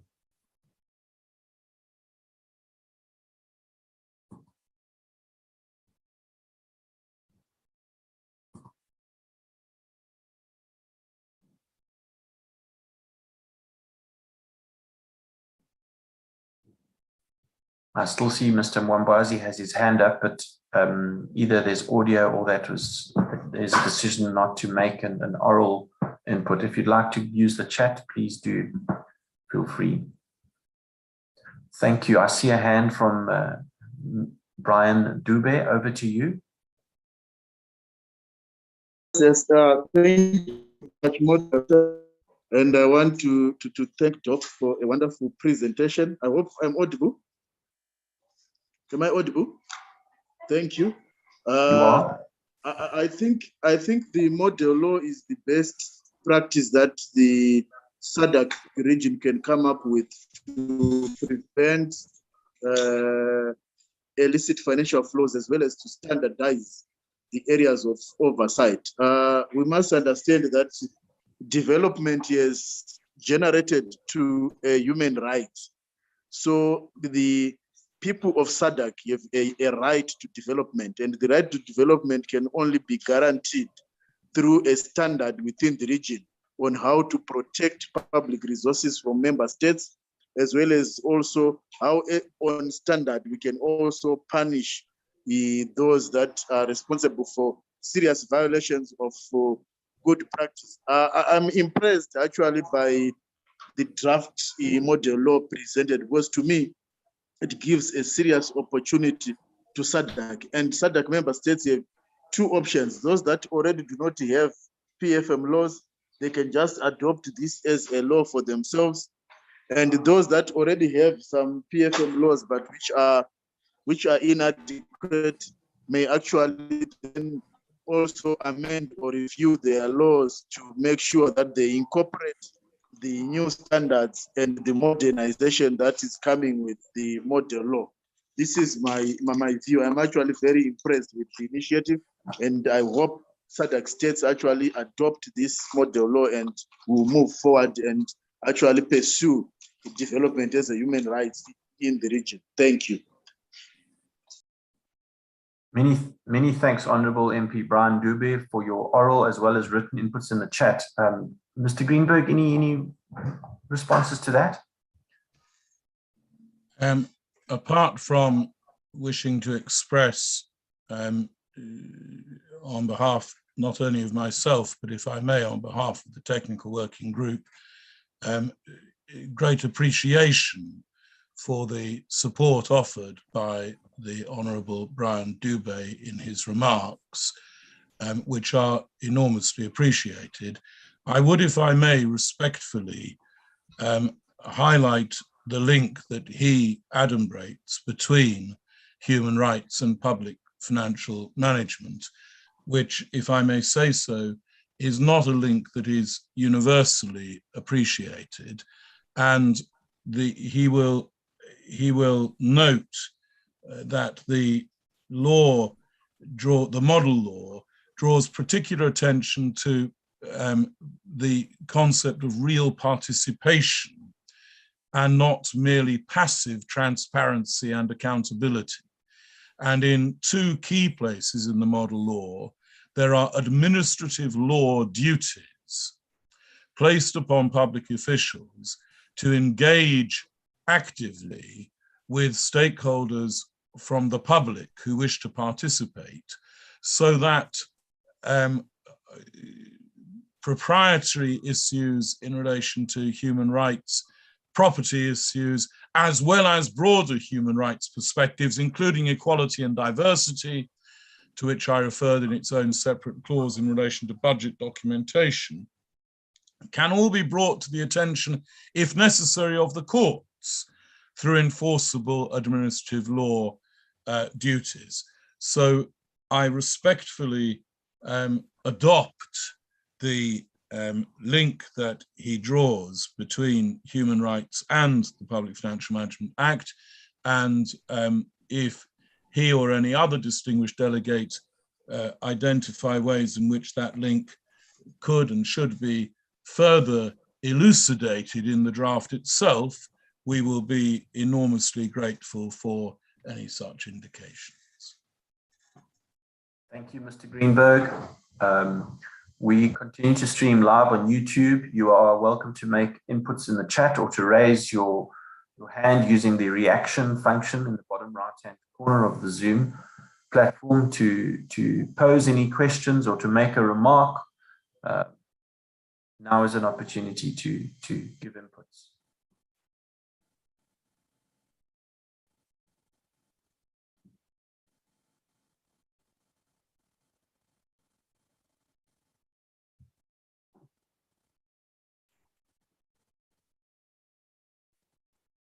I'm also keeping an eye on the chat in case there are additions there. If you would prefer to consider the draft in its current form at your leisure and then submit recommendations via email, you are welcome to do that. But please do so shortly. We are working to quite stringent time frames.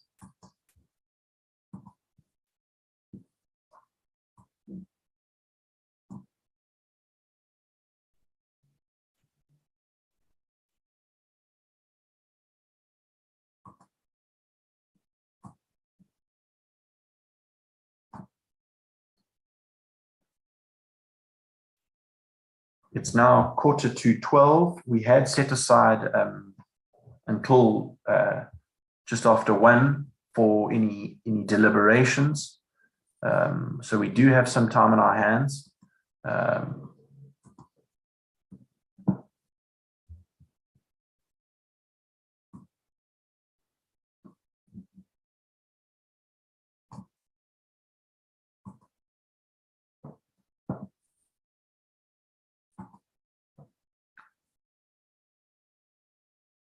I do not see any further comments in the chat or any hands raised currently. If you don't know how to use the reaction function, which is on the bottom of the screen, but you can unmute, please do. Now's a chance to make an input if you would like to do so. Chanel van der Berg, I see your hand, followed by Brian Dube. Chanel van der Berg, over to you. Thank you.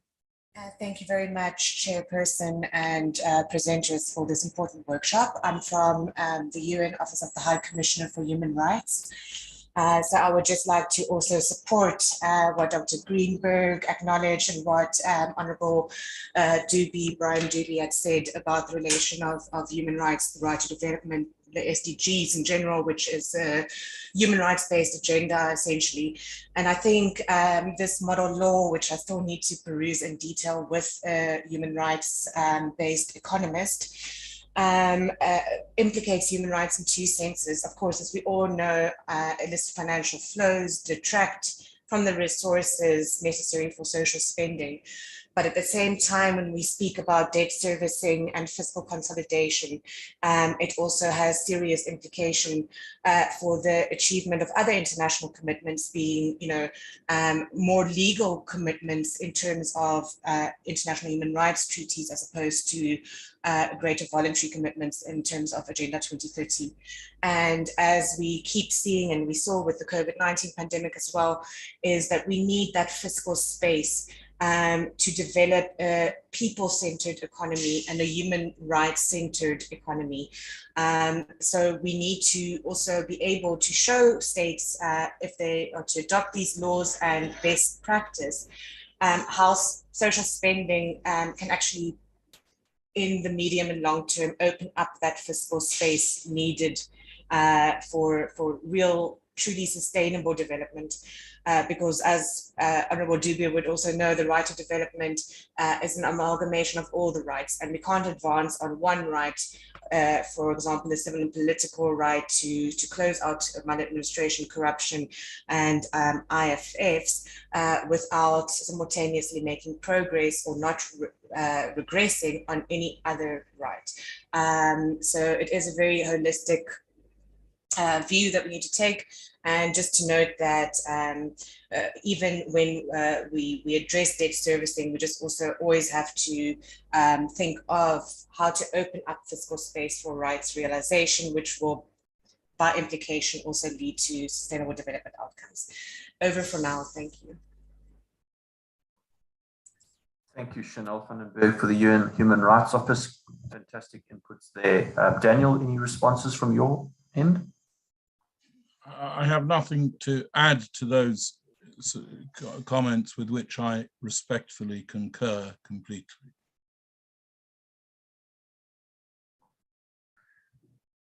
Thank you, Chanel. Thank you, Daniel. If the UNHCR are in a position to give written inputs, those would be welcome received by the technical working group. Any other hands? Now is your time. Please feel free. Thank you. I see Warren Mwambazi has put his hand up again. I hope your audio is in order.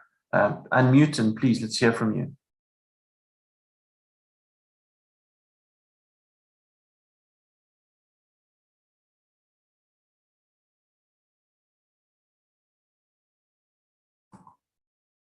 Yeah, we still can't hear you, unfortunately, Warren. I don't know if ICT colleagues at the SADC PF can unmute Warren Mwambazi's microphone to see if we can hear him. Otherwise, please use the chat. I see colleagues trying to assist. Let's see if we can overcome these technical issues. We can see you, we just can't hear you. The mute function will be found in the bottom left of your screen.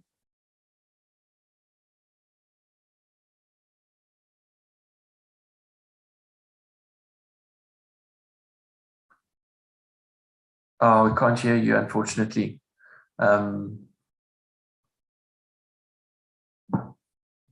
Would you like to try and pose your question or remark in the chat function? So if you go to the bottom of your screen, near the center, there is a chat icon. We can see you, we just can't hear you. I think just your audio is not enabled or working, Warren.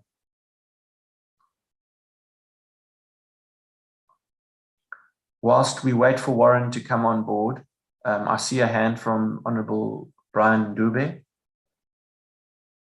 Thank you very much, moderator. My view is actually that the appreciation of the public finance management model law must be based on the understanding that all other rights actually are dependent on availability of resources. You would note that the right to education is limited on availability of resources, right to water, availability of resources, right to shelter on availability of resources, and environmental rights, every other right. So therefore, as a means and a commitment, demonstration of commitment by SADC, SADC must come up with an adoption of a law of this nature so as to guarantee the enjoyment of all these other existing rights, because all these other existing rights are dependent on this right to development. When people develop, their hospitals will be there, their schools will be there, their roads will be there, their houses will be there. So that's how important public finance management model law is for SADC, because that's where the foundation and the fundamentals for the enjoyment, fulfillment, and the protection of all other existing rights are dependent on. I hope it's appreciated, moderator, that this is the foundation for all other human rights. Thank you, Honorable. Indeed, I heard you loud and clearly there, an encouragement to the SADC PF and to member states to understand and appreciate the link between resourcing and the realization of rights. And thank you for your encouragement to others. I'm going to ask Warren if we can try use the chat to pose his question, because I can clearly see he'd like to engage us.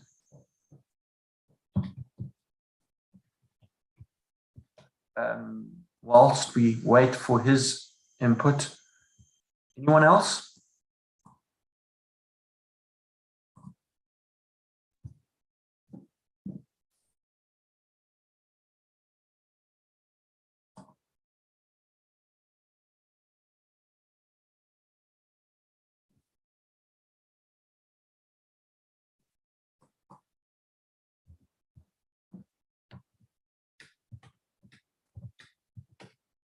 Going to just suggest to Warren that he email his question to me, and I can then put it in the chat if he also doesn't have the access to the chat function due to the device challenges he's experiencing.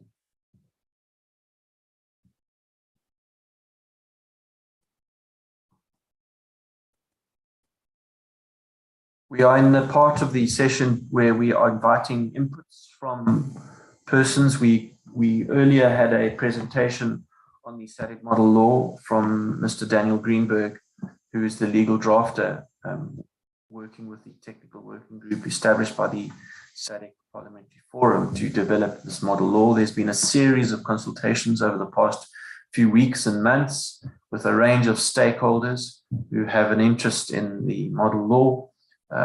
Today's session, of course, involves donor agencies, the IMF, World Bank, and regional inter-parliamentary bodies and other agencies. You are welcome to give an oral input or use the chat, or to submit an email with feedback on the provisions of the draft model law.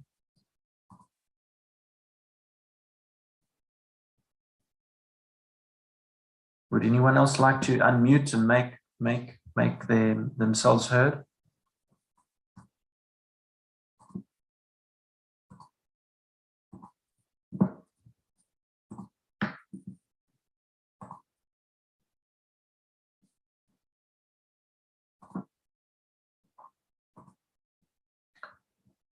I'm not seeing any more hands. I don't want to keep colleagues too long if there aren't any additional inputs. I see Warren has his hand up. He was off mute momentarily, so there seems to be progress there. Warren, would you like to come on board? Try again. We saw you unmuted. Go ahead. Hi. Thank you so much. I hope you can hear me now. I'm Honorable Warren Chishamwambazi. I'm a chairperson for PAC in Zambia, and also the chairperson for SADC PAC. Thank you so much, Mr. Greenberg. I think the model law on public financial management has got a lot of insights. What I just wanted to find out is how we're able to harmonize the especially issue of public debt management in a SADC region, as well as issues pertaining to IFF, which is illicit financial flows. How is a model coming in to ensure that member states can, before they even domesticate that, they harmonize? Because if you look at public debt management, we've got different ways the member states are managing public debt, and we are all struggling with issues of public debt management. Some countries, it passes through Parliament, and Parliament has to authorize and also come up with ceilings. And other countries, such things don't happen. It's just a finance minister. They go and borrow and come and say, this is what we've done. And you find that debt is not collaborating with the investments which some of these jurisdictions or countries are coming up with. So how does the model on public financial management comes in to mitigate some of these issues? I think that's what I wanted to contribute. Thank you.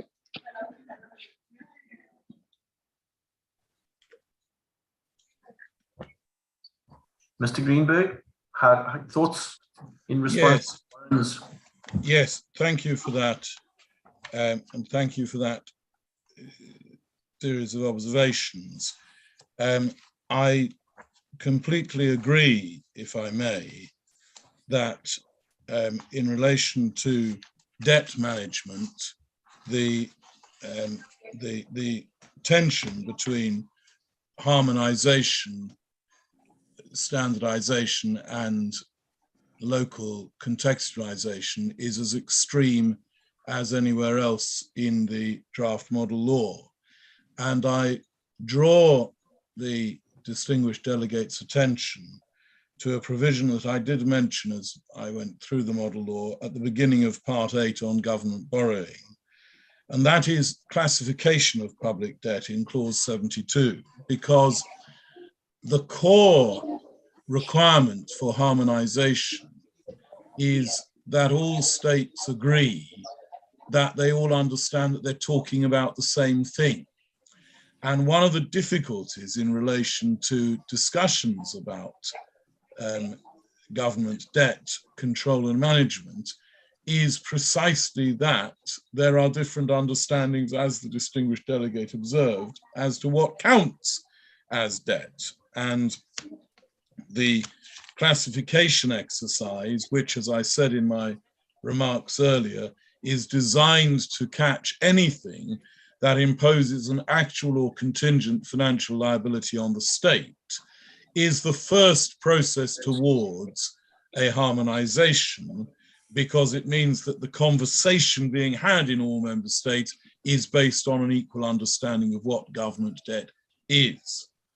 After that, the processes, the strategy, the committees, the processes can be harmonized. And yes, to some extent, that requires to feed into a coherence for international stakeholders and partners, a coherence that they can then observe across all the states that have implemented the model law.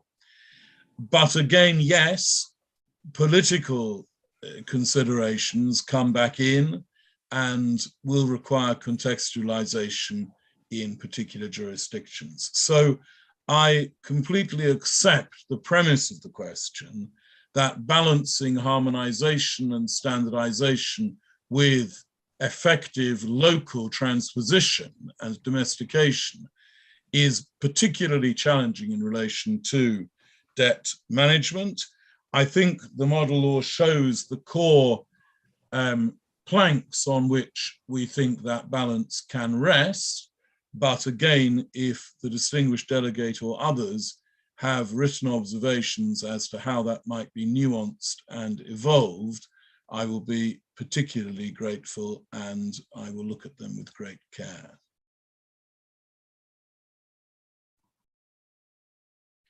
Thank you, Mr. Greenberg.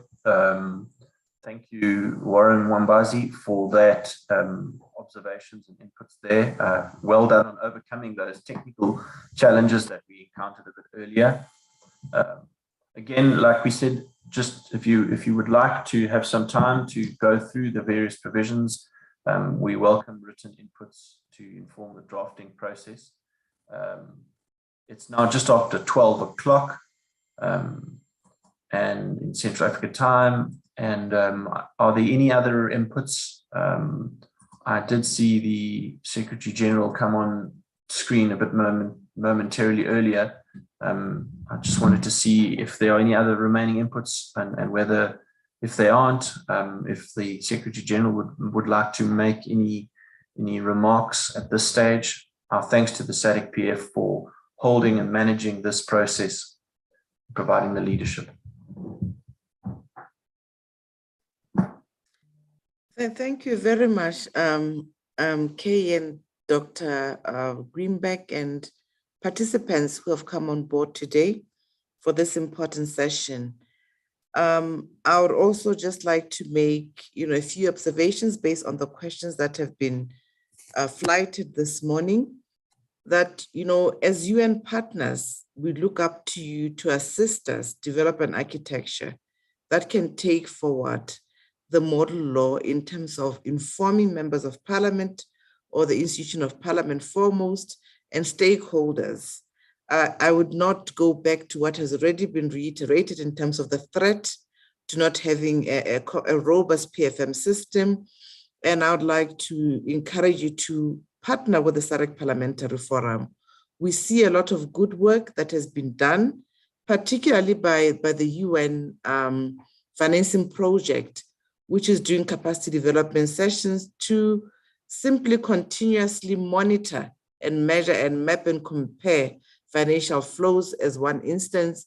And we see an opportunity that can also be presented to see how we strengthen committees of parliament, stakeholders in the civil society organization to deal with these complex issues beyond the adoption of the model law. There are critical issues that we would like to focus on going forward. We've had a few requests from our stakeholders who have consulted in this session of the consultation process, who are calling out for capacity development. And measurement is one of the key issues that we would like to partner with you on so that we can access finding funding to facilitate the institution of Parliament and other stakeholders. We also want to look forward to engaging with you on how we develop guidelines. Where are the guidelines that you already have? How do we test and pilot them in a manner that can assist members of Parliament? What is required in order for us to engage with you and do so? But ultimately, let me conclude by just saying that we are confident that your presence here today indicates your appreciation. If you didn't have an appreciation, I believe that you'll fully appreciate the merits of the model law and will come together for further collaborative efforts. We'll also need you as we disseminate the model law and come up with strategies to be able to do so. We have tried, and you've heard from the drafter and participants who've been with us for some time, that we sought to address several ills on the social and economic landscape through the sacrosanct oversight function of parliaments. And this has a huge potential to enable change. We also recognize that we can only do that through partnerships. We can unleash this partnership together as stakeholders. We can unite to make an advancement in public financial management normative frameworks. Capacity development, measurement leads to good governance and democratic change. I thank you and wish you a good afternoon.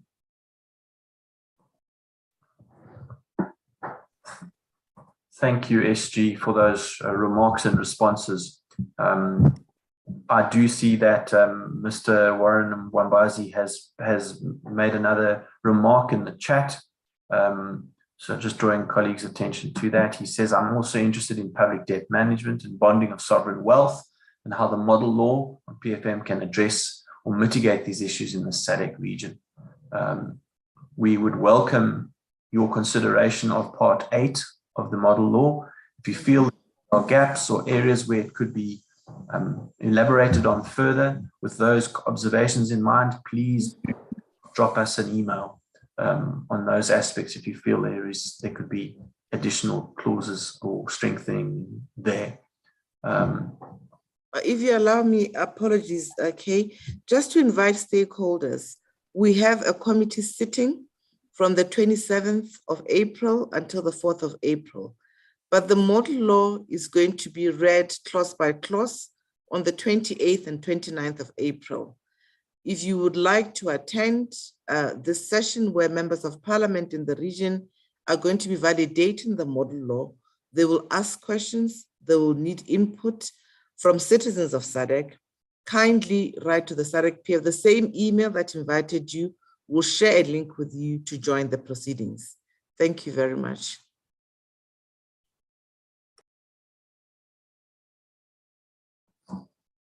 Thank you, Honorable SG. I did receive a notification yesterday that Mr. Hugo Koshima from the IMF would be joining a bit later because of time differences. I do see him on the call. Thank you for joining, and apologies for the time variations there. If there are any inputs, any further inputs, we're nearing the conclusion of our consultative meeting, considering the inputs to date. One last call. Would anyone like to make any inputs? You can unmute or use the chat. And last call.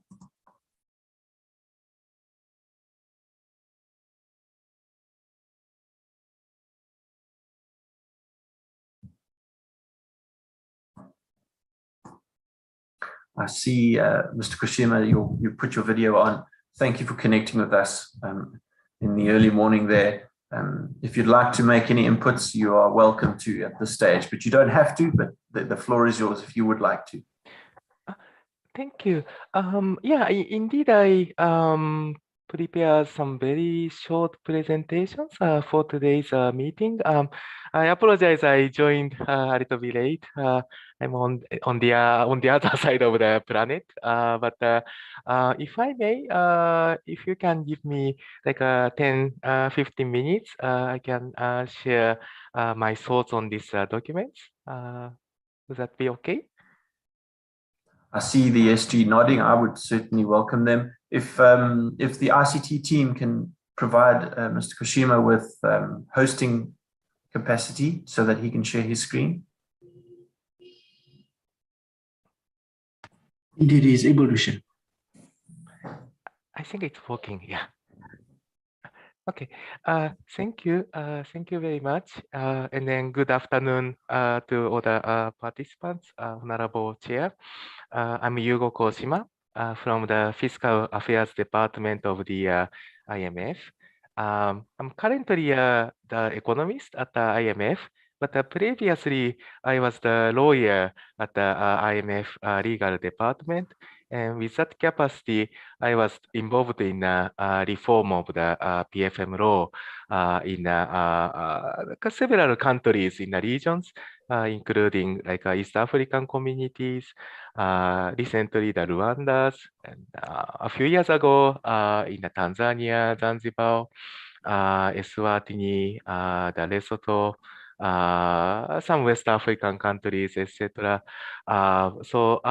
Basically, I just wanted to share some of my thoughts on this very exciting exercise. Just to give some structure to my feedback, basically, I wanted to first kind of share with you some of my thinking about kind of like a good practices or the principles for the drafting of the PFM law, which basically IMF kind of typically advise to the countries when we are involved in this kind of capacity development exercise. So the principles includes, I'm sure you may have heard of it, like a comprehensiveness, the good reform ambitions, and the consistency with other laws, and then some other issues here. So as I mentioned, basically the PFM law is typically recommended to be comprehensive. Like a long time ago, like a decades ago, this kind of law had a very narrow focus on particular issues in the budget process or maybe the cash management. But now it is recommended to be sort of comprehensive enough to cover all the PFM areas. And also, as I'm going to explain later, this document will survive for a long time, typically. So it's important to have a kind of medium to long-term reform ambitions because this document can survive for a long time. But the reform ambition needs to be kind of at the right level. So if it is overly ambitious, then we may not be able to implement these documents. And then, I mean, at the end, the PFM law is just a part of the broader legal framework of the country. So it needs to be consistent with other laws existing in this country. So just to kind of support my point, so in terms of the comprehensiveness, I just throw kind of bunch of this kind of law in other countries in the region. I say this is the southern side, this is the eastern side, and this is the western side, and we have a little bit of francophone as well. But as you can see, this kind of new, relatively new PFM law tends to have a lot of greens. So green means like these issues like macro fiscal, budget preparation, budget execution, debt and cash management, accounting, reporting, kind of fully captured. While if it is like a yellow, that means some elements are missing. And if it is like a red, it's not captured. There are some exceptions, but it's kind of like becoming quite common for the PFM law to cover all these issues. So a country like Eswatini in the region, it's very comprehensive coverage. And many East African countries, like Kenya, Uganda, also has a very comprehensive coverage. And Tanzania happen to have like half of the coverage since they happen to have another law that covers these issues, but that's a little bit different approach. And also, when we think about the comprehensiveness, it's important to think about the institutional coverage as well. So basically, to which institutions this law applies. And sorry for this abbreviations, but BCG means the budgetary central government. I'm using the terminologies under the government finance statistics. And so it's basically like entities included in the budgets. And there's no problem capturing these entities in any countries. But problems start to happen in terms of this extra budgetary fund or extra budgetary entities, which may receive some money from the budgets, like a transfer or something like that. But they have sort of their own independence or freedom to determine the expenditure allocations. And they don't really they are not fully appropriated by the parliament. Sometimes this entity is called subvented agencies or public entities or different name is given to these entities. But if it comes to these entities, also PFM law is supposed to capture these entities, since these entities are a little bit kind of unique and kind of difficult to capture legally, because we kind of need to work on the definitions very nicely. So many countries ended up missing a lot of elements. So if country is yellow, that means some of these entities captured, but not all entities captured. Some entities missing for in many cases, the technical reason. So this is something we may want to be careful. And the local government, as you can see, the majority of in the majority of countries, the PFM law does not really capture the local governments. So in case of South Africa, they have the Municipal Financial Management Act. And I think Zambia also has other law. Uganda also has other law. And a place like Sierra Leone or a little bit of Tanzania, they have like one or two articles that kind of request the reporting from the local government to the central government, but the bulk of the issue is covered by, say, like a local government finance act or a similar document. So this is more like outside of the typical scope of the PFM law. And lastly, not least, the public corporations, or sometimes we call it the state-owned enterprise, is a very important element of the PFM law. Also, particularly some old law does not really cover this entity.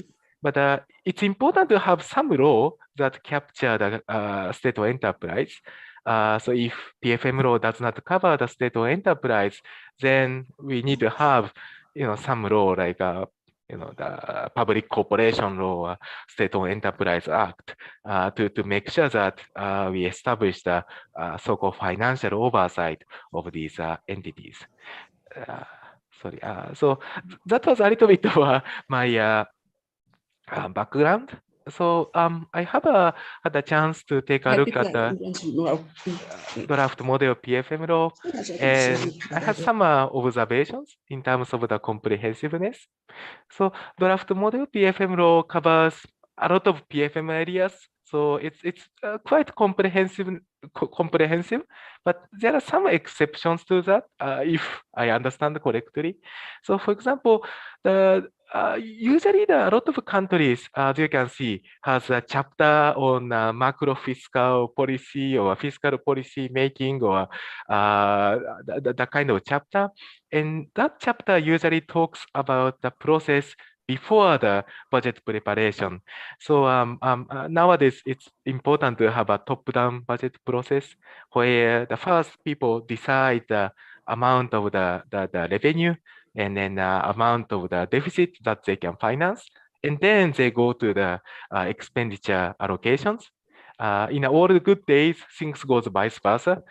People first start talk about the needs and then determine how much they want. And then they start to think about, do we have this revenue, or can we borrow this amount? But we want to make things vice versa. So it's important to have some chapter that talks about the top-down budget process. So basically, we typically want to introduce some fiscal strategy documents or the budget framework paper, whatever name it is, some kind of documents that set out overall resource envelope. And this envelope will be discussed at the Parliament, ideally. And then after that, each agency start preparing, this the budget submissions basically. But that part, I couldn't find that part in the model PFM law. And also, it's important to talk about the budget execution issues, in particular the commitment controls. I understand that some country like South Africa may have kind of moved away from this kind of issues because for them, there is a very big capital market, so access to the cash is not a problem. It's another issue whether their debt is sustainable, but access to the cash is not a problem in this big country. But we have also like a very small countries or a country with the capacity constraint among our membership. And then these countries, say like, for example, Eswatini or Lesotho or the kind of place, the commitment control is probably more important than the budget preparation or like a fiscal policy making. This is really like a fundamental arrangement to prevent the accumulation of the payment areas. But I couldn't really find this one in the model PFM law. So this is something we could address. And the same as the cash management, particularly like establishment of the treasury single account. Again, this is not a big issue in a big country, but this is like a fundamental issue in a sort of country with relatively less developed PFM system. So in particular, it's important for the PFM law to define and require the TSA, because otherwise we will never have this arrangement to consolidate all the cash balances and to prevent some idling cash from sitting somewhere while the country is borrowing large money. So that's another sort of the issues that could be addressed. And in terms of the entities, first, maybe we could strengthen or clarify the financial controls over the extra budgetary public authorities. I noticed that the model law used the term public authorities, which may be similar to the public entities under the PFM Act of the South Africa, which is kind of mixture of the budgeted ministries and also some other agencies, commissions, and that kind of entities. But usually this kind of entities has its own board of directors, which determines the budgets, and then approve the financial statements and does that kind of things. But it's important for the Ministry of Finance to have some control or some kind of the monitoring of the financial affairs of these extra budgetary entities, because at the end these entities take a lot of money from the budgets, while it often happens that these guys enjoy the freedom and many people don't know what these entities are doing. So this aspect could be clarified.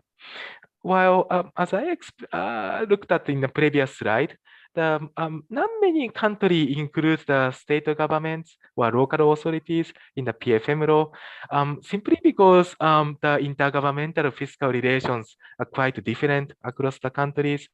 So I guess in case of Tanzania, for example, yeah, they do have a state government called the Zanzibar, which is kind of autonomous area of the United Republic of Tanzania. But that place is like almost like a federalism sort of like arrangement.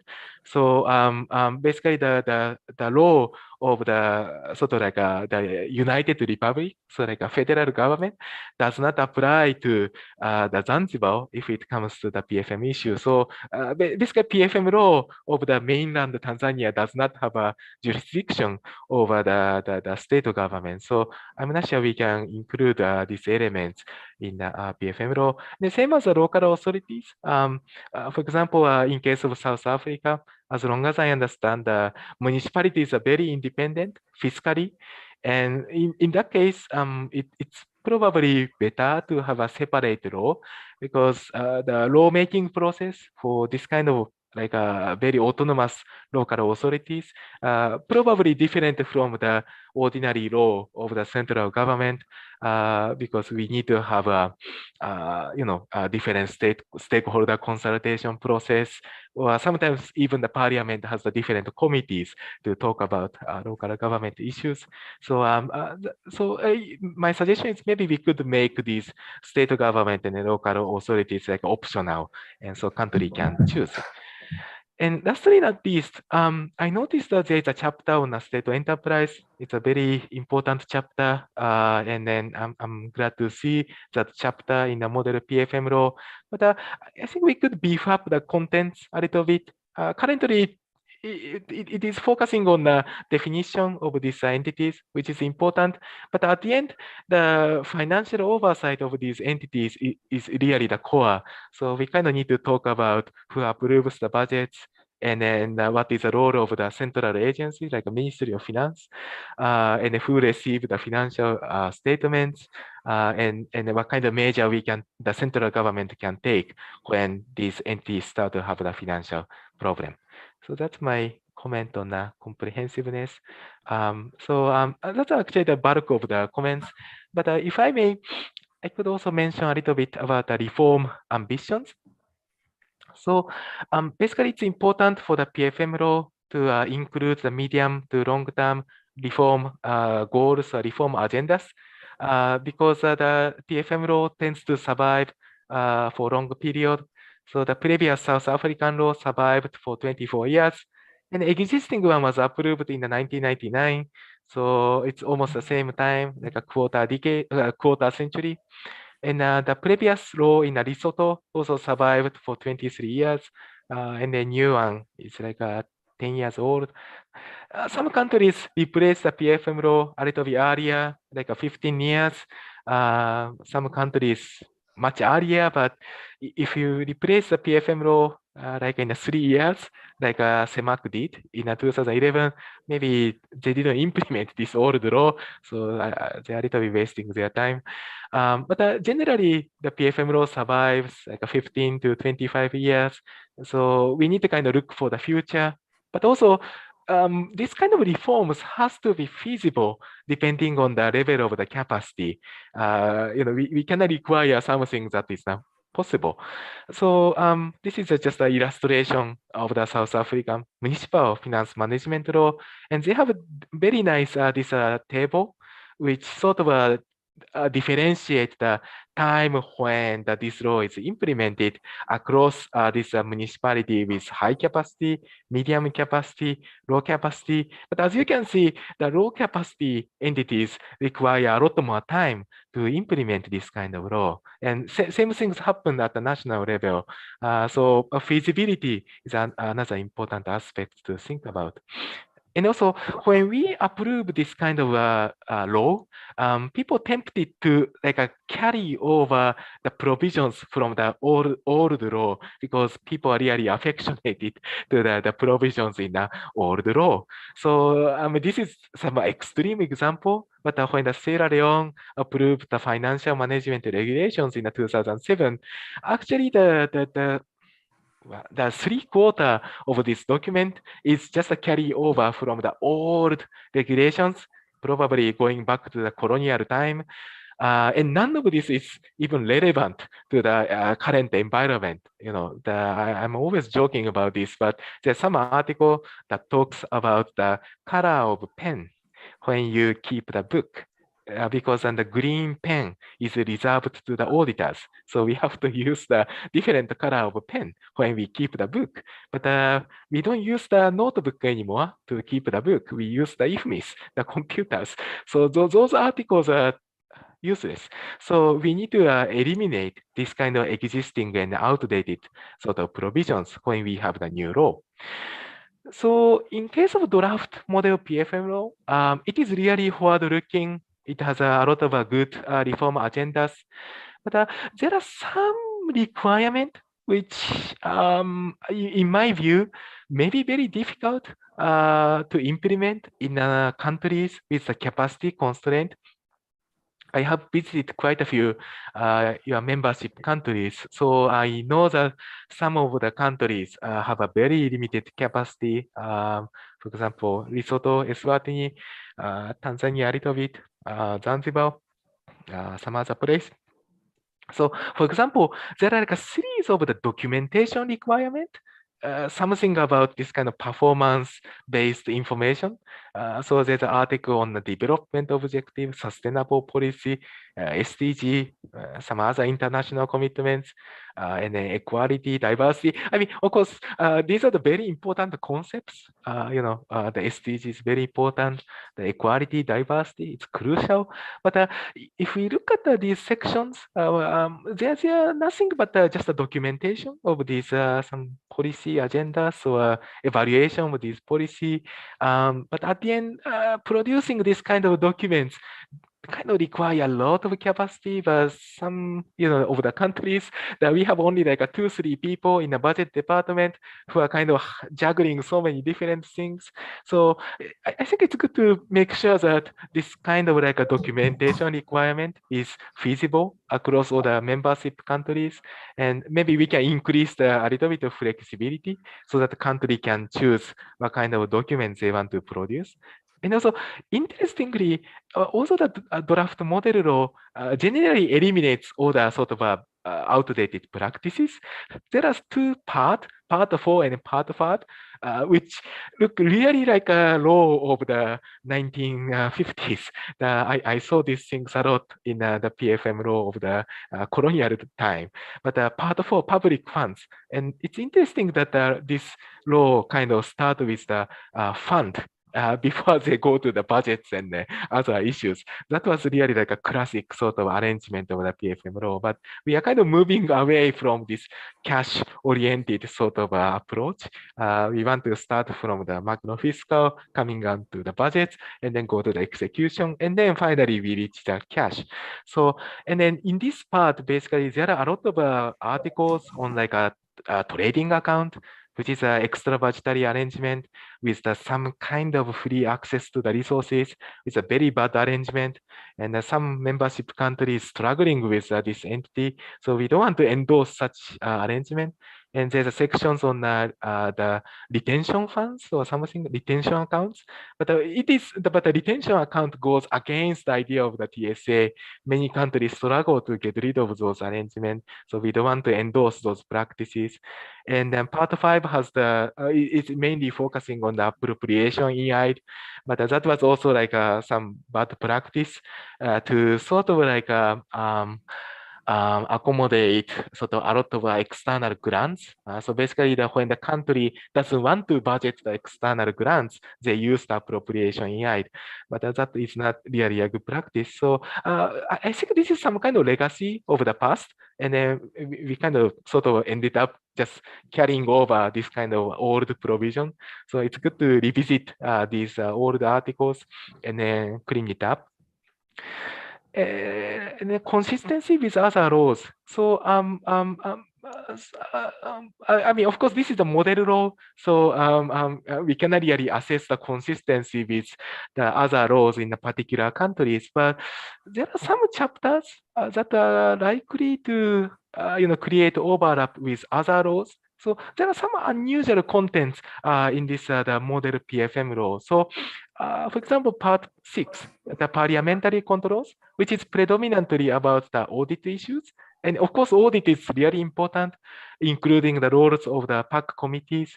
But I think most of the membership countries has the audit law or some kind of law on the auditor general or something like that. So if we include this part in the PFM law, we will create a conflict with the audit law. And then this law is very important. Many countries struggle to establish this law.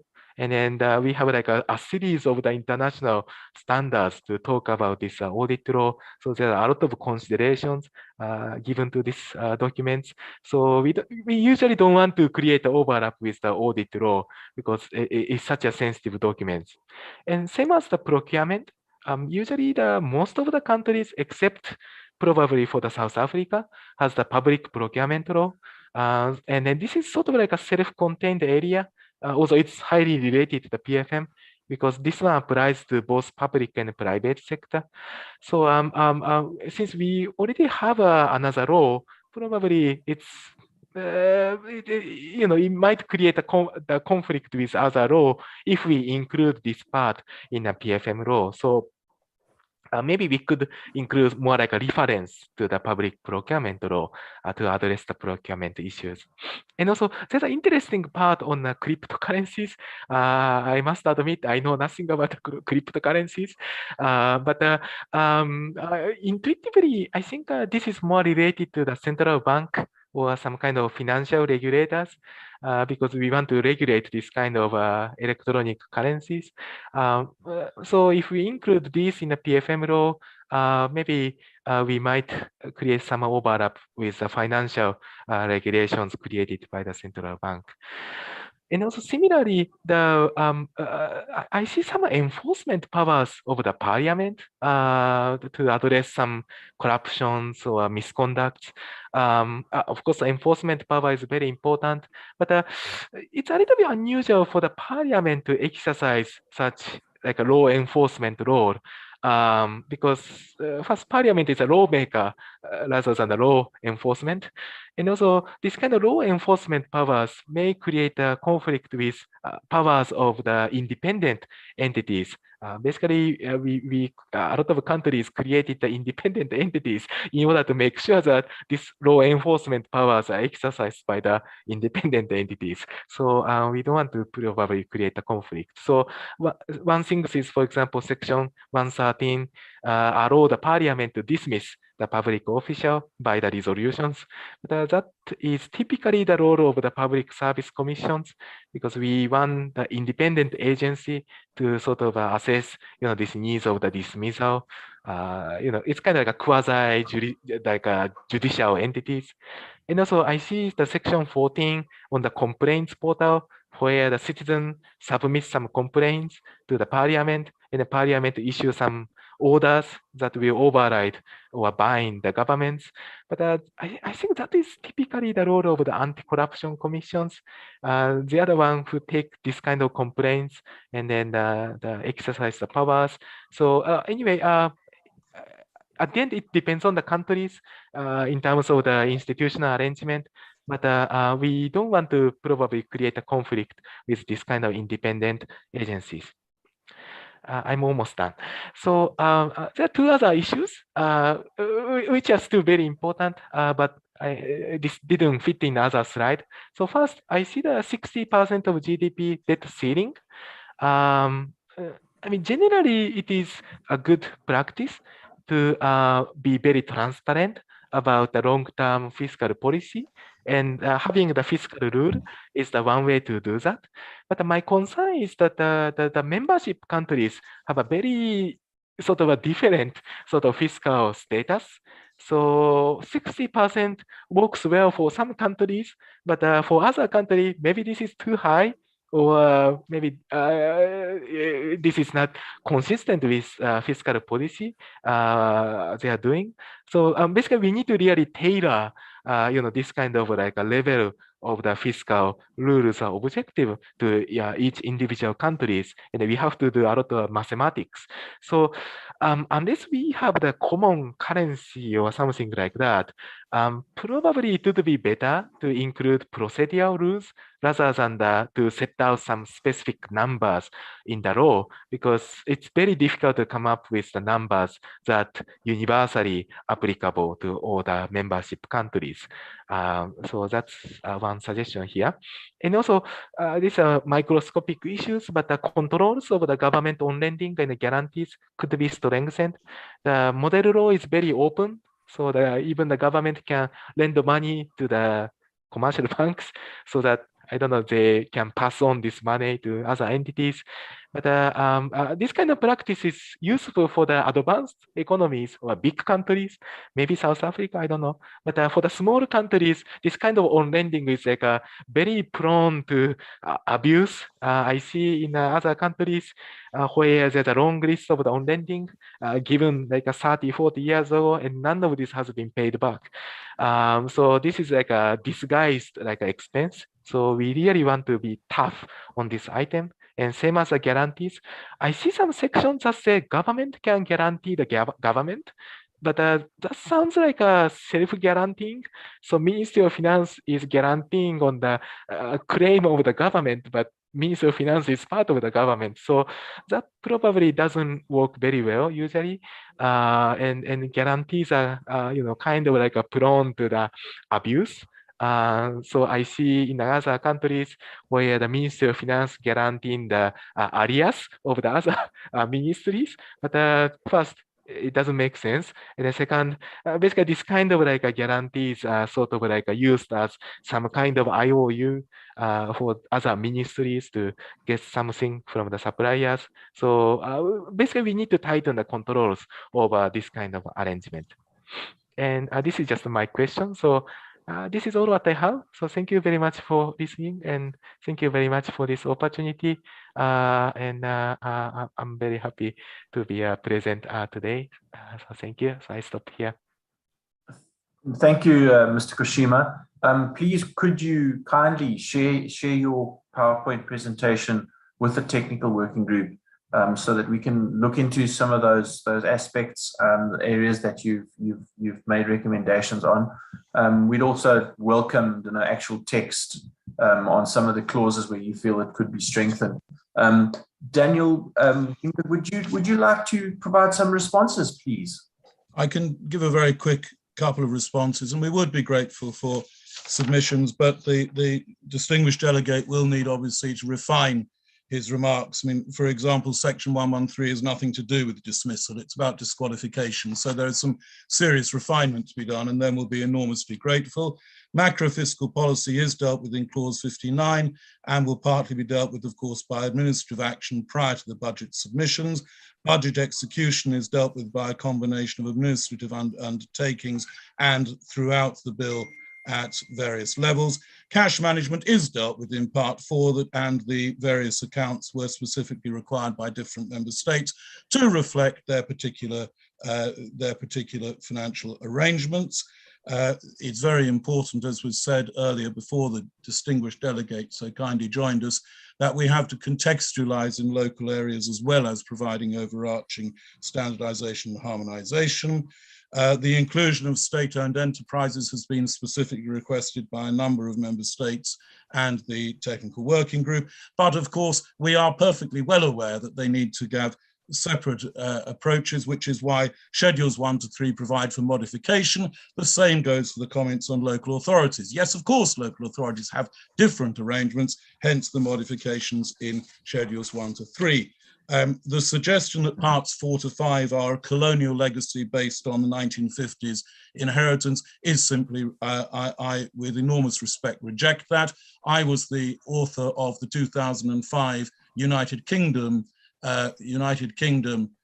arrangements for the public financial management. That is in no way, that's not a very long time ago, and it's nothing to do with the 1950s. And we structured it very similarly for reasons of readability and accessibility that were discussed with a large number of readerships around the world in a variety of contexts. Cash accounting and resource accounting, the distinguished delegate would have heard me talking about resource accounts and the focus on resource accounts and whole of government accounts before, and that is indeed a core part of parts 4 and 5. Trading accounts, again, specifically asked for precisely the reason the delegate gives, that we have to contain them within the envelope of overall scrutiny in order to ensure they do not undermine the fundamental arrangements. Similarly, for the what was described as bad practice in part 5, again, it's designed to bring things within the control of the overarching principles. Overlap with other laws, yes, of course, we know that. We've discussed that on this occasion earlier in this forum and on many other occasions, and that's a core part of the contextualization and transposition domestication process, which will avoid conflict. And different jurisdictions will make their own decisions about the balance where they put audit, whether they have it in other laws, whether they have in this law. The cryptocurrency provisions are not addressed by way of regulation to the central bank. They expressly do not do that.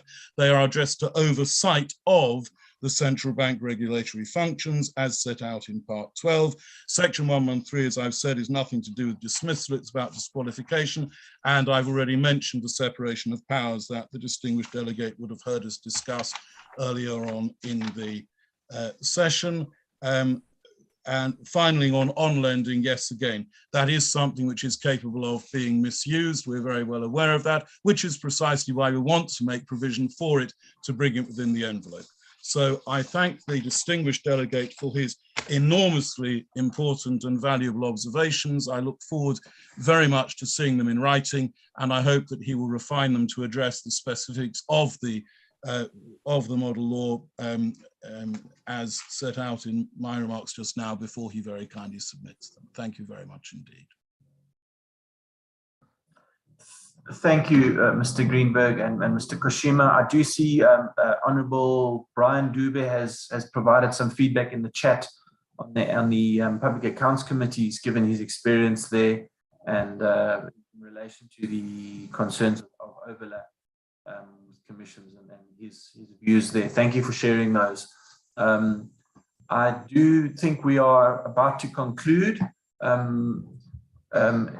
Thank you everyone for your attention this morning and for your inputs. Again, as we said earlier, we welcome written inputs over email. Thank you to the SADC Parliamentary Forum for creating this process and this mechanism through which we can develop this collaboratively and move forward to support hopeful adoption and of course that member states really do reflect on their existing regulatory frameworks and see where these can be strengthened. Thank you to the aid donor agencies, the IMF, the World Bank and others for their attention and involvement today. Thank you to the keynote speaker for his address, Mr. Sunderland from CEDA. Sincere thanks to you for setting aside the time to share those. There's one final message in the group, in the chat I just wanted to see. And that's directed to me, that's in order. Honourable Secretary General, would you like to have the final words?